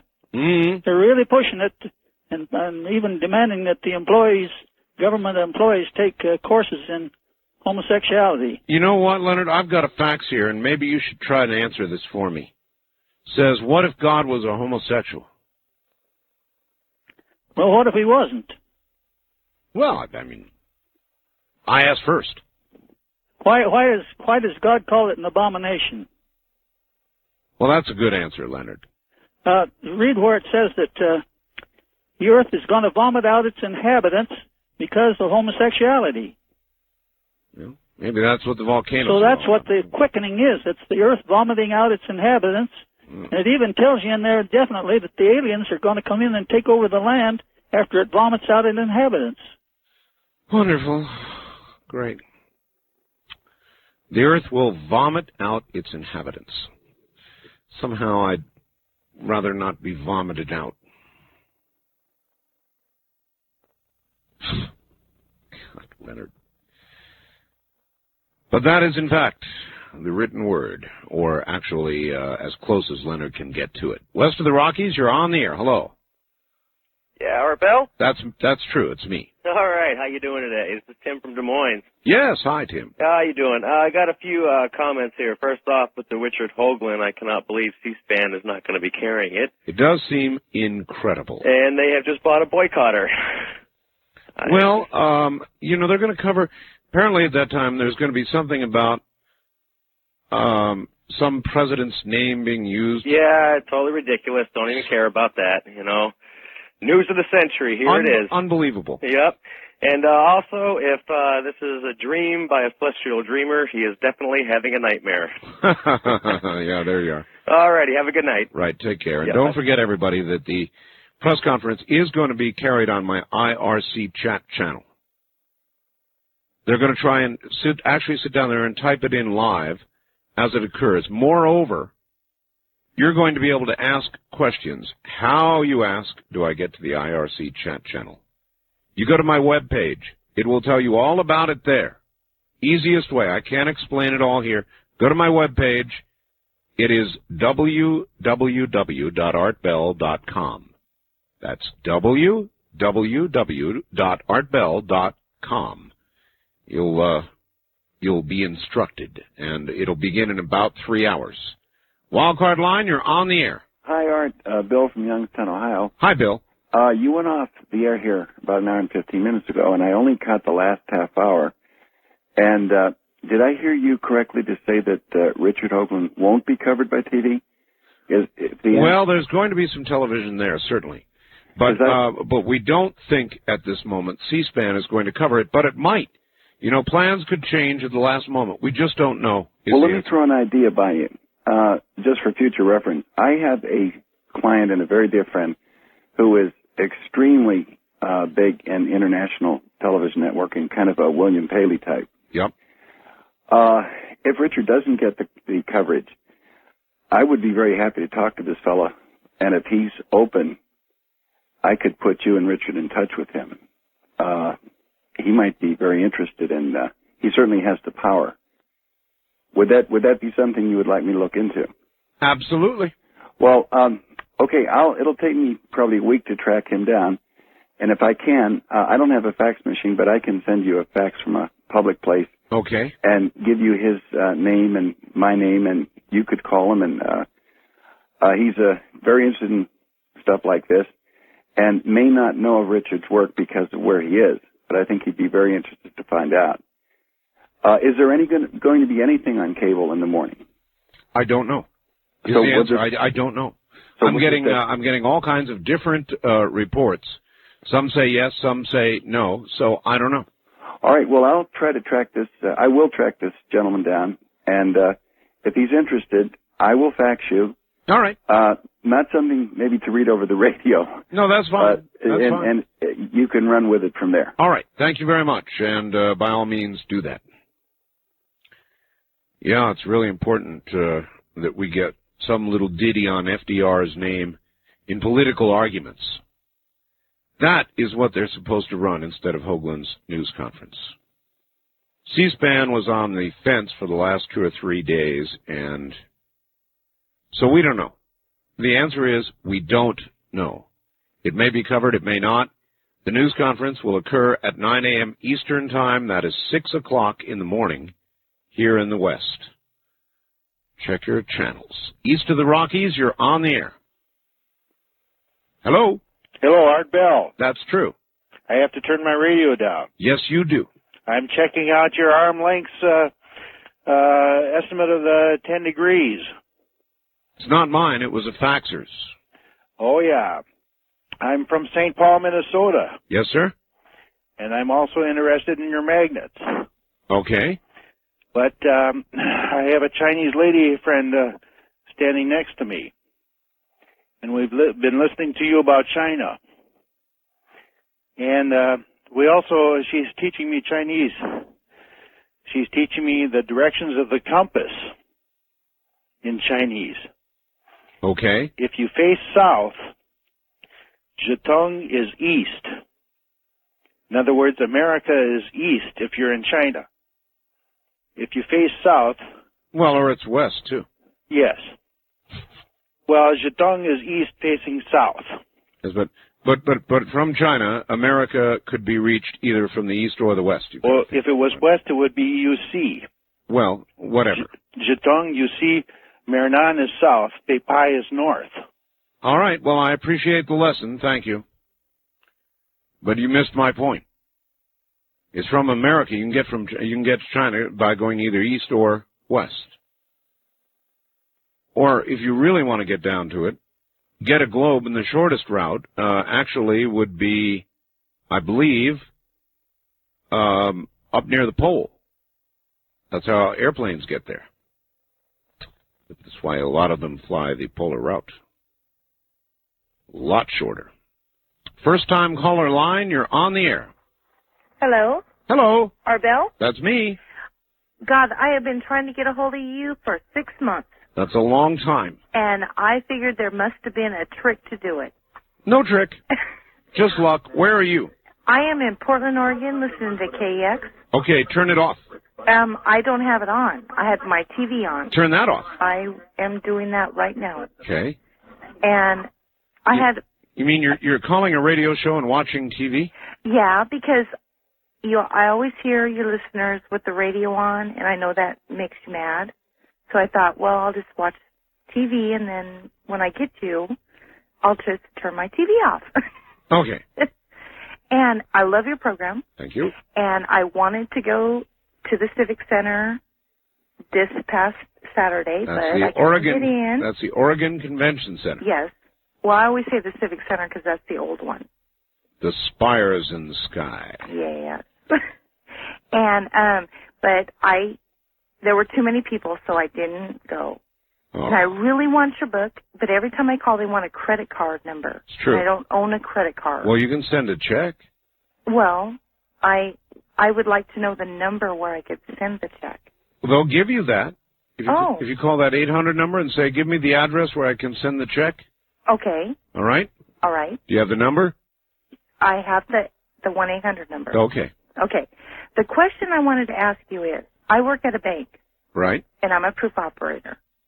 Excuse me, you're what? I'm a proof operator. What is that? You know when you cash a check and then you get your return checks? Sure. There's Oh. the amount that you write on the check Yes. appears in the lower right-hand corner. Uh-huh. That's what I do. Huh. I put that amount there.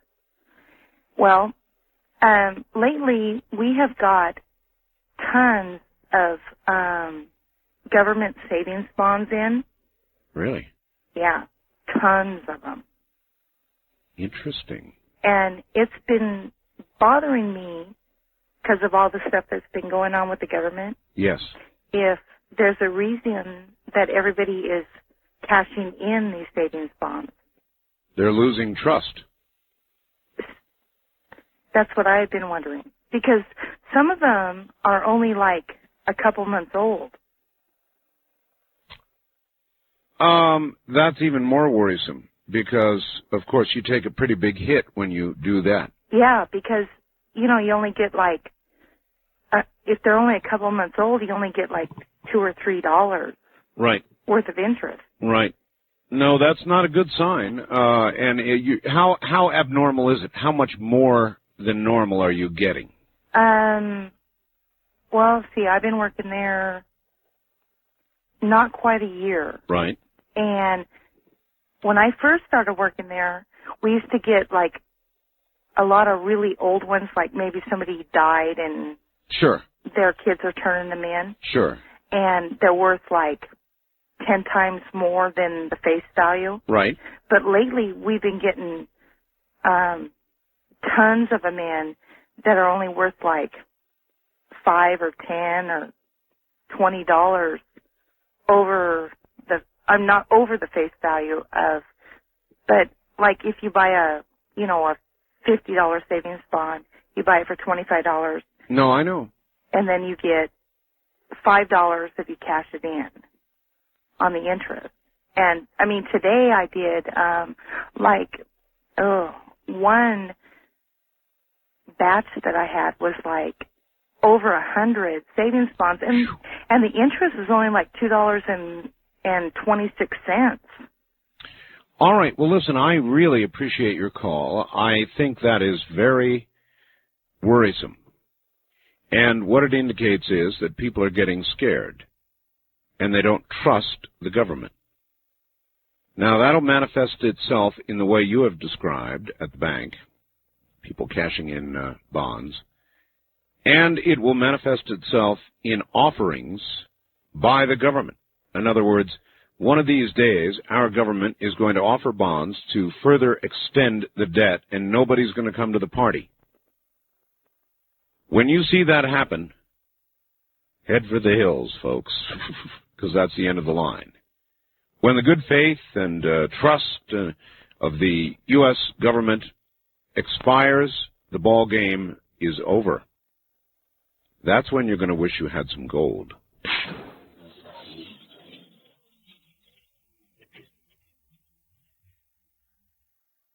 First-time caller line, you're on the air.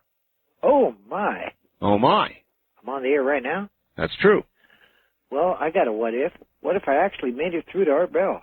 Then you'd have to have something to say. Okay. Now, as far as you know, nobody is actually carrying the Richard Hoagland thing live? Not, well, other than my IRC chat channel, no. Yeah, well, I don't have a computer. No, I'm calling from Tacoma, Washington, and apparently you are not on the air live here. Oh, yes, I am. Well, you are not. Oh, I see. I'm about 2 seconds late. Okay. Anyway, so other than the IRC,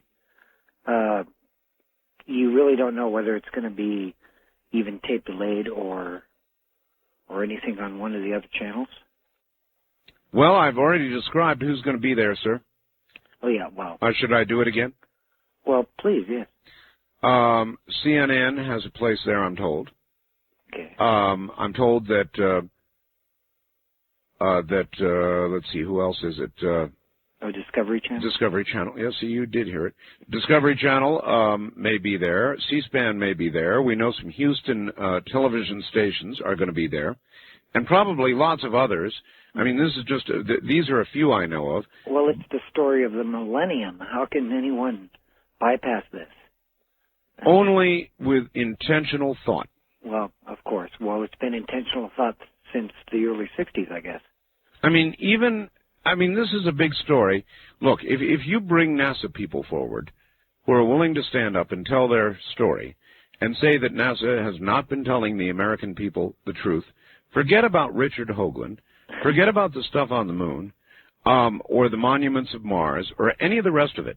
If NASA people are going to stand up, then the press ought to be there, in my opinion.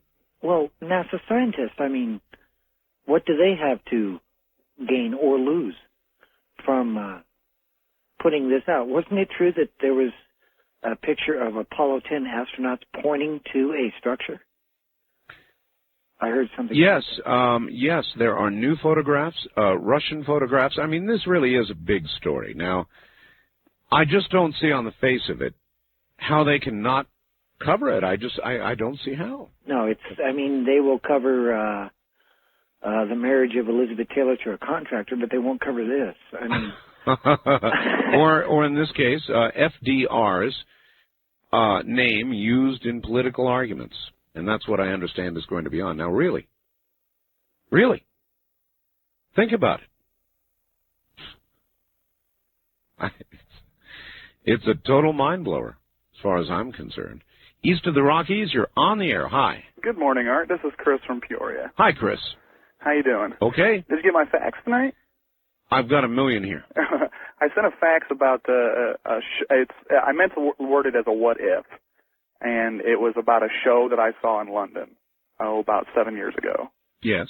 Okay, it was called Time, and it was written by Dave Clark of the Dave Clark Five.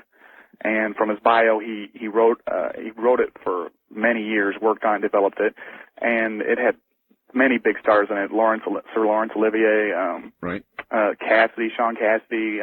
Anyway, what the story was about was that a rock star was transported to the far side of the universe, okay, to stand trial for the Earth. And the Earth was on trial because they were of space age now, and because we had so many things wrong with our planet, they either had to, they might have to be destroyed. So the rock star represented Earth, and yes. If he didn't defend us well, we would be wiped. That's correct. And great. against them was the Lord of Time, Melchizedek. Okay, and listen, I have a break coming up, so the Lord of Time says I've got to stop here. Do you want to hold? Sure. All right, stay right there. You're listening to Art Bell, Somewhere in Time, tonight featuring a replay of Coast to Coast AM from March 20th, 1996. You certainly are. Hi, everybody. Good to be here. And east of the Rockies, you're back on the air. Okay, so anyway. The God of Time. We're just about out of time? No, I said we got to the God of Time. The Lord of Time, yes. Lord of Time, yes. Which is interesting because I think Melchizedek is mentioned in the Bible, but I'm not sure. He had something to do with time, too, as well. Anyway, the rock star puts up a good case and trying to tell them that, you don't know where the earth has been, what we've been through, to where the Lord of Time says, well, yes, we do. We've always been with you because we are the UFO that you see. The sightings that you see. We've been with you since your beginnings. Right. We even sent you a guiding light to show you the way. Yes. And you crucified him. Yes. And so it's decided that the earth is going to die, and before they can carry out the sentence, the godlike character that Sir Laurence Olivier played, he granted the earth the law of provenation, which meant that the earth had another chance. The rock star had to go back to earth and try and spread the word to change things. But if the Lord of Time does not think that they are trying to change things, he can at any time destroy the earth.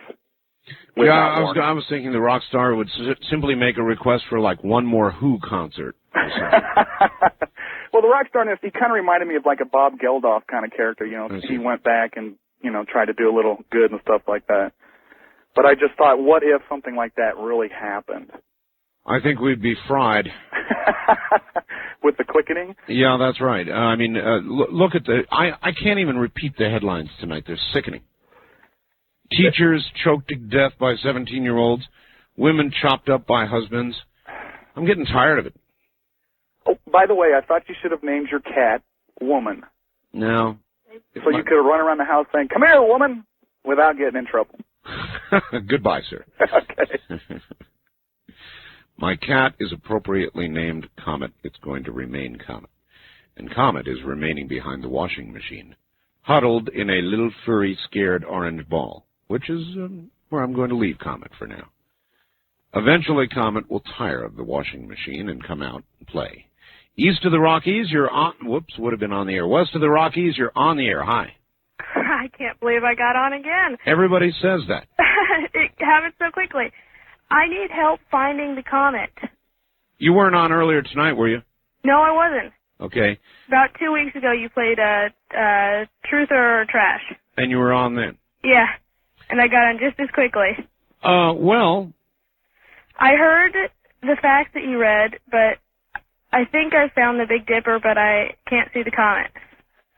Well, I can't do anything for you. Well, I thought maybe some listeners could. Well, maybe they can. And by the way, I'm in Henderson, if that helps anybody. Of course. So... Henderson, Nevada. Yeah. Listening to KVEG. Uh-huh. All right. You didn't even laugh at my, of course. People outside wouldn't know about that. There's a commercial on TV. Henderson, of course. Oh. Oh. All right. Well, we'll see if we can get some Henderson help. Okay, thanks. All right. See you later. Actually, it really doesn't matter where you are. It's where the comet is that counts. Wildcard line, you're on the air. Hello. KQMS, Redding, California. Good morning. So you think if I held a select antenna next to my head, it would make my psychic ability better? I think that you would need more capacitance in the select antenna because your brain waves operate at a lower frequency. Oh, they do? Yes. Is that good or bad? Neither. Oh. I think it's just true. But it's an intriguing concept, a select antenna for low-frequency brainwave amplification. Do you think it will work? No. I have not the slightest idea, but it is an intriguing idea. Out of the mouths of babes, I'll tell you. So, the other night when you were too tired and swollen to do Dreamland? And you Yes. had, like, old Dreamland but new commercial? Too tired and swollen, yes. How do you get the commercials in there? Magic, Uh-uh. digital Magic. Oh. Really. I mean, but you have to read them. Isn't that amazing? Well, yeah, I kept thinking about that. I said, how does he do that? Well, he doesn't. The So, wizards of Oregon do that. Oh. Did you hear about, what's the Federal Airline Administration, something or other? Did you hear about their proposal for free flight in airline traffic? Well, not free flight. So, well, close to free flight. Yeah, in other words, they're going to be allowed to go pretty much directly to destinations. Well, my understanding was the pilots get to choose their flight path. Yeah. Can you imagine that? Yes. I was imagining, like, pilots, you know, like cutting each other off and not using their blinkers and shaking their fists at each other and go, I was here first, and just like traffic on the ground. Yeah. Wouldn't that be awful? Well, I would think the guy driving the 747 would win. Yeah. Oh, yeah, that's true. You know, Get away. somebody earlier faxed me a fax and said that airplanes should be built out of the material that black boxes are built out of because they always survive. Mm-hmm. Remember that? Yeah. Well, somebody has just sent me another fax from San Jose. Calling says my callers are scientific ding-dongs. He said, look, the jerk who asked why airplanes weren't made out of the same material as black boxes, which always seem to survive an airplane crash, what this guy doesn't realize is there's a little guy inside the box writing everything down. And he never lives through the crash. Oh, well, he's a scientific ding-dong. That's about as good as my selected idea. Actually, thank you, dear. Your idea is intriguing. I believe it is known that there are some very low-frequency human brain waves, are there not? Or, conversely, that human brains are affected by low-frequency radiation, hence the worry about HAARP. So if you built a select antenna that resonated, it'd be a big one. Probably give you a big head. But it's not as an outrageous an idea as you might imagine. I imagine Leonard's up there in North Dakota winding a wire around a select antenna right now. West of the Rockies, you're on the air. Hi. Agent 99. You've got it. Hey, this is Carl in Tacoma. Yes, sir. Yeah, I had a question about HAARP. Okay. Now I understand that it can be used to disrupt radio signals, microwave communications, that form of thing. Yes. Could it also be used to disrupt telephone, from what you've heard? Well, I would imagine at the extreme, yes. Okay. Interesting. Because a lot of telephone today is microwave. Okay. Now, do you find it, along with HAARP being powered up on Friday, the shuttle going up, is there any possibility that there is going to be an event in the near future that they would need to disrupt the communication? Well, how would I know? I mean, if you're going to disrupt communications... well, there is this showdown with China coming. Right. Over Taiwan. Right. That would be coming on Saturday. Right. Now, how about that?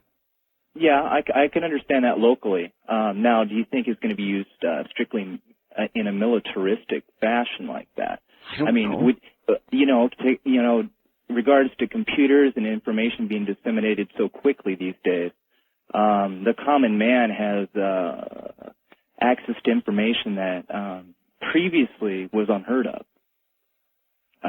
Knowledge being disseminated in that fashion also. Formal education is beginning to take a back seat to the high-tech education of today. Yep. Well, the answer is, sir, I don't know. Thank you for the call, but I have no way of knowing. You're asking me questions. Do I think it'll be used in a military way? Could it be? Yes, conceivably. Will it be? I have no idea. Is the date of the test significant with respect to either the shuttle launch or the situation in China? I don't know. These are just speculations on our part.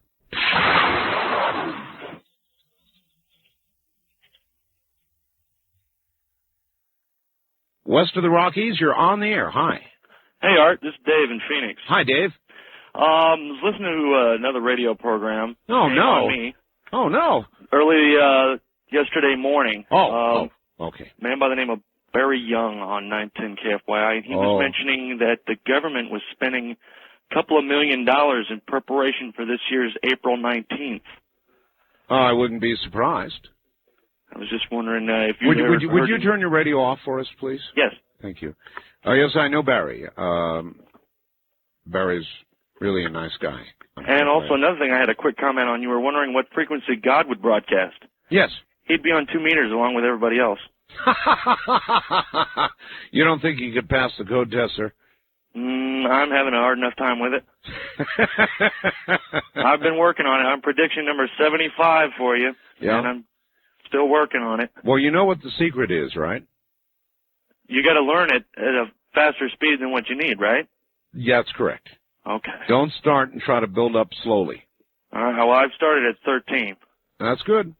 All right. Well, you'll get it.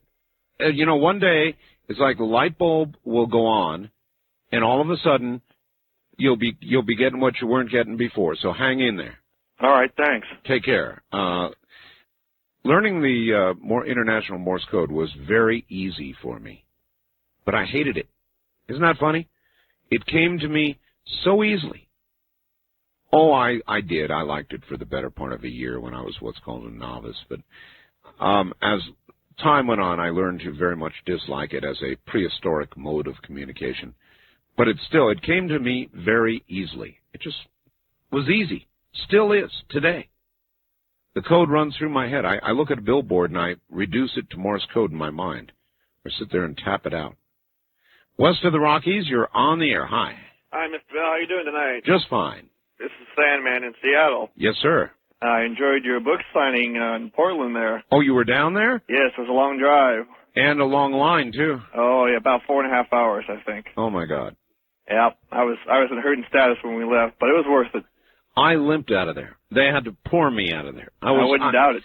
People were complaining because they shut the doors at 4 o'clock. If they hadn't, I knew I wouldn't have been out of there at all. As it was, I stayed until 8:30, and I was ready to drop. I don't doubt it. I don't see how you can sign that many autographs. Yeah, I know. I still don't know how I did it. I just kept going. One of the things I had for your quickening list, the fundamental breakdown of family values, I think, is a big one. What do you think is doing that? The media, society, liberals, lots of different things you can lay blame to, but it comes down to the parents spending the time with their kids. That's perhaps the biggest thing, and setting them on the right path and giving them a good family, good home to come from. There you are. Well, I absolutely agree with you, I'm afraid. Thank you very much. Hey, one more thing. Yes? For your what ifs, since you got me to read Lucifer's Hammer. Oh, wasn't that a good book? It was a wonderful book, which, by the way, I got your autograph, and I'm sending you one called Pandora's Clock. Oh, bless your heart. It's, I think you'll like it. It's about a plague that breaks out on an airplane. Oh, that's my kind of book. I knew you'd like it, and I'm into it right now, and I can't put it down. You know me. Death, destruction, Armageddon. You bet. But the what if I had was if Hale Bob did the old Lucifer's Hammer's trick on us. Course change? Mid-course change? Yeah, something like that. I think we'd be in for hard times. People would not accept it well.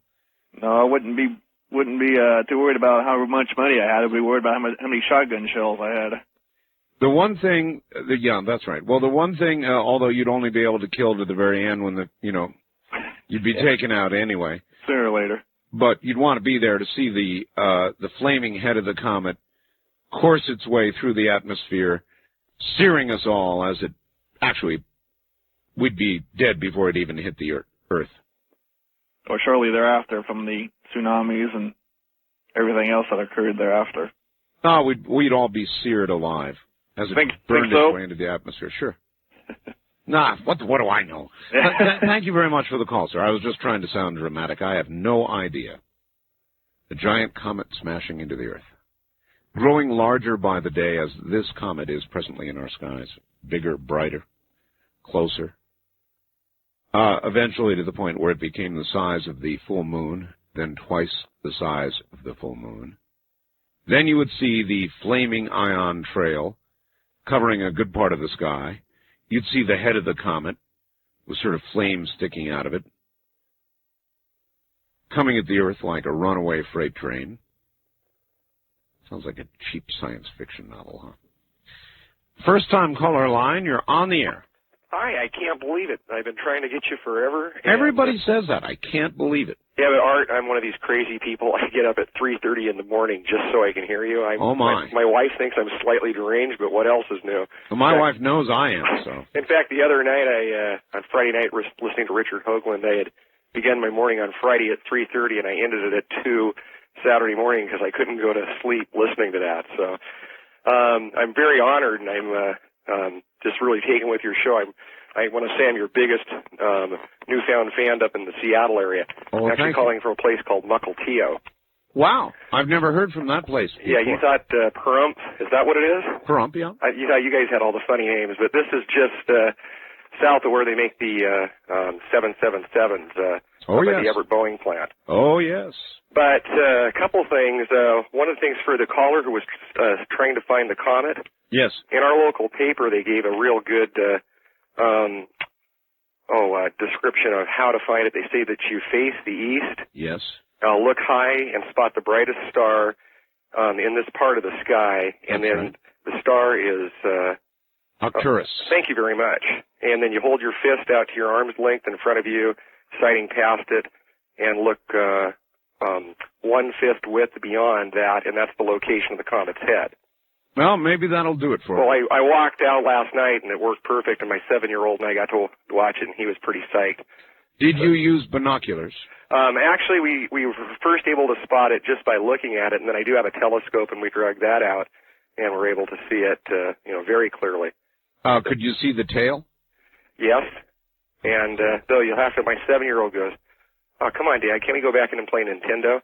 And I go, "Well, He goes, we can see this next year." He doesn't seem to understand that this is like a 1 in 1,000 year event, right? Well, they say there has been nothing brighter since the 1600s, I believe.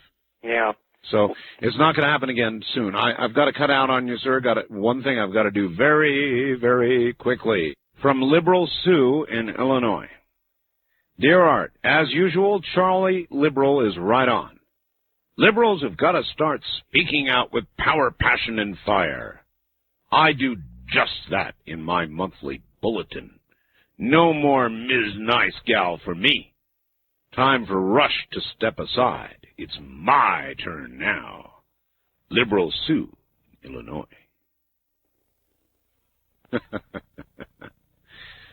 Yes. It's been a while since Liberal Sue managed to get through, hasn't it? West of the Rockies, you're on the air. Hello. No, you're not. First-time caller line, you're on the air. Good morning. Oh. Hello. Hello. Hi. Howdy, is this our Bill? Yes. Oh, I finally got to. You I was sure at did. the lady in Hanson Yes. for the comet. It's real easy to see. I wear glasses and I spotted it right away. Okay, she's in Henderson. Henderson. Right. Sorry about that. Sorry. You know how the handle comes up and then it makes a little angle? Yes. If you follow those two stars that line up to make that angle, it's just 2/5 away. I mean, go right straight, it runs right into where the comet is. Yes. And it's the only star up there that's got a big blur around it. And it's the first bright star that you run into. Only it's not a star. Well, comet. It's a screaming, crashing, crunching, burning comet. Yeah, and I get to fly next week for the first time, and hopefully I won't run into it. Hopefully it won't run into you. I don't think you run into comets. They run into you. Let's hope not. Where are you? Chico, California. This is Rob. K-P-A-Y.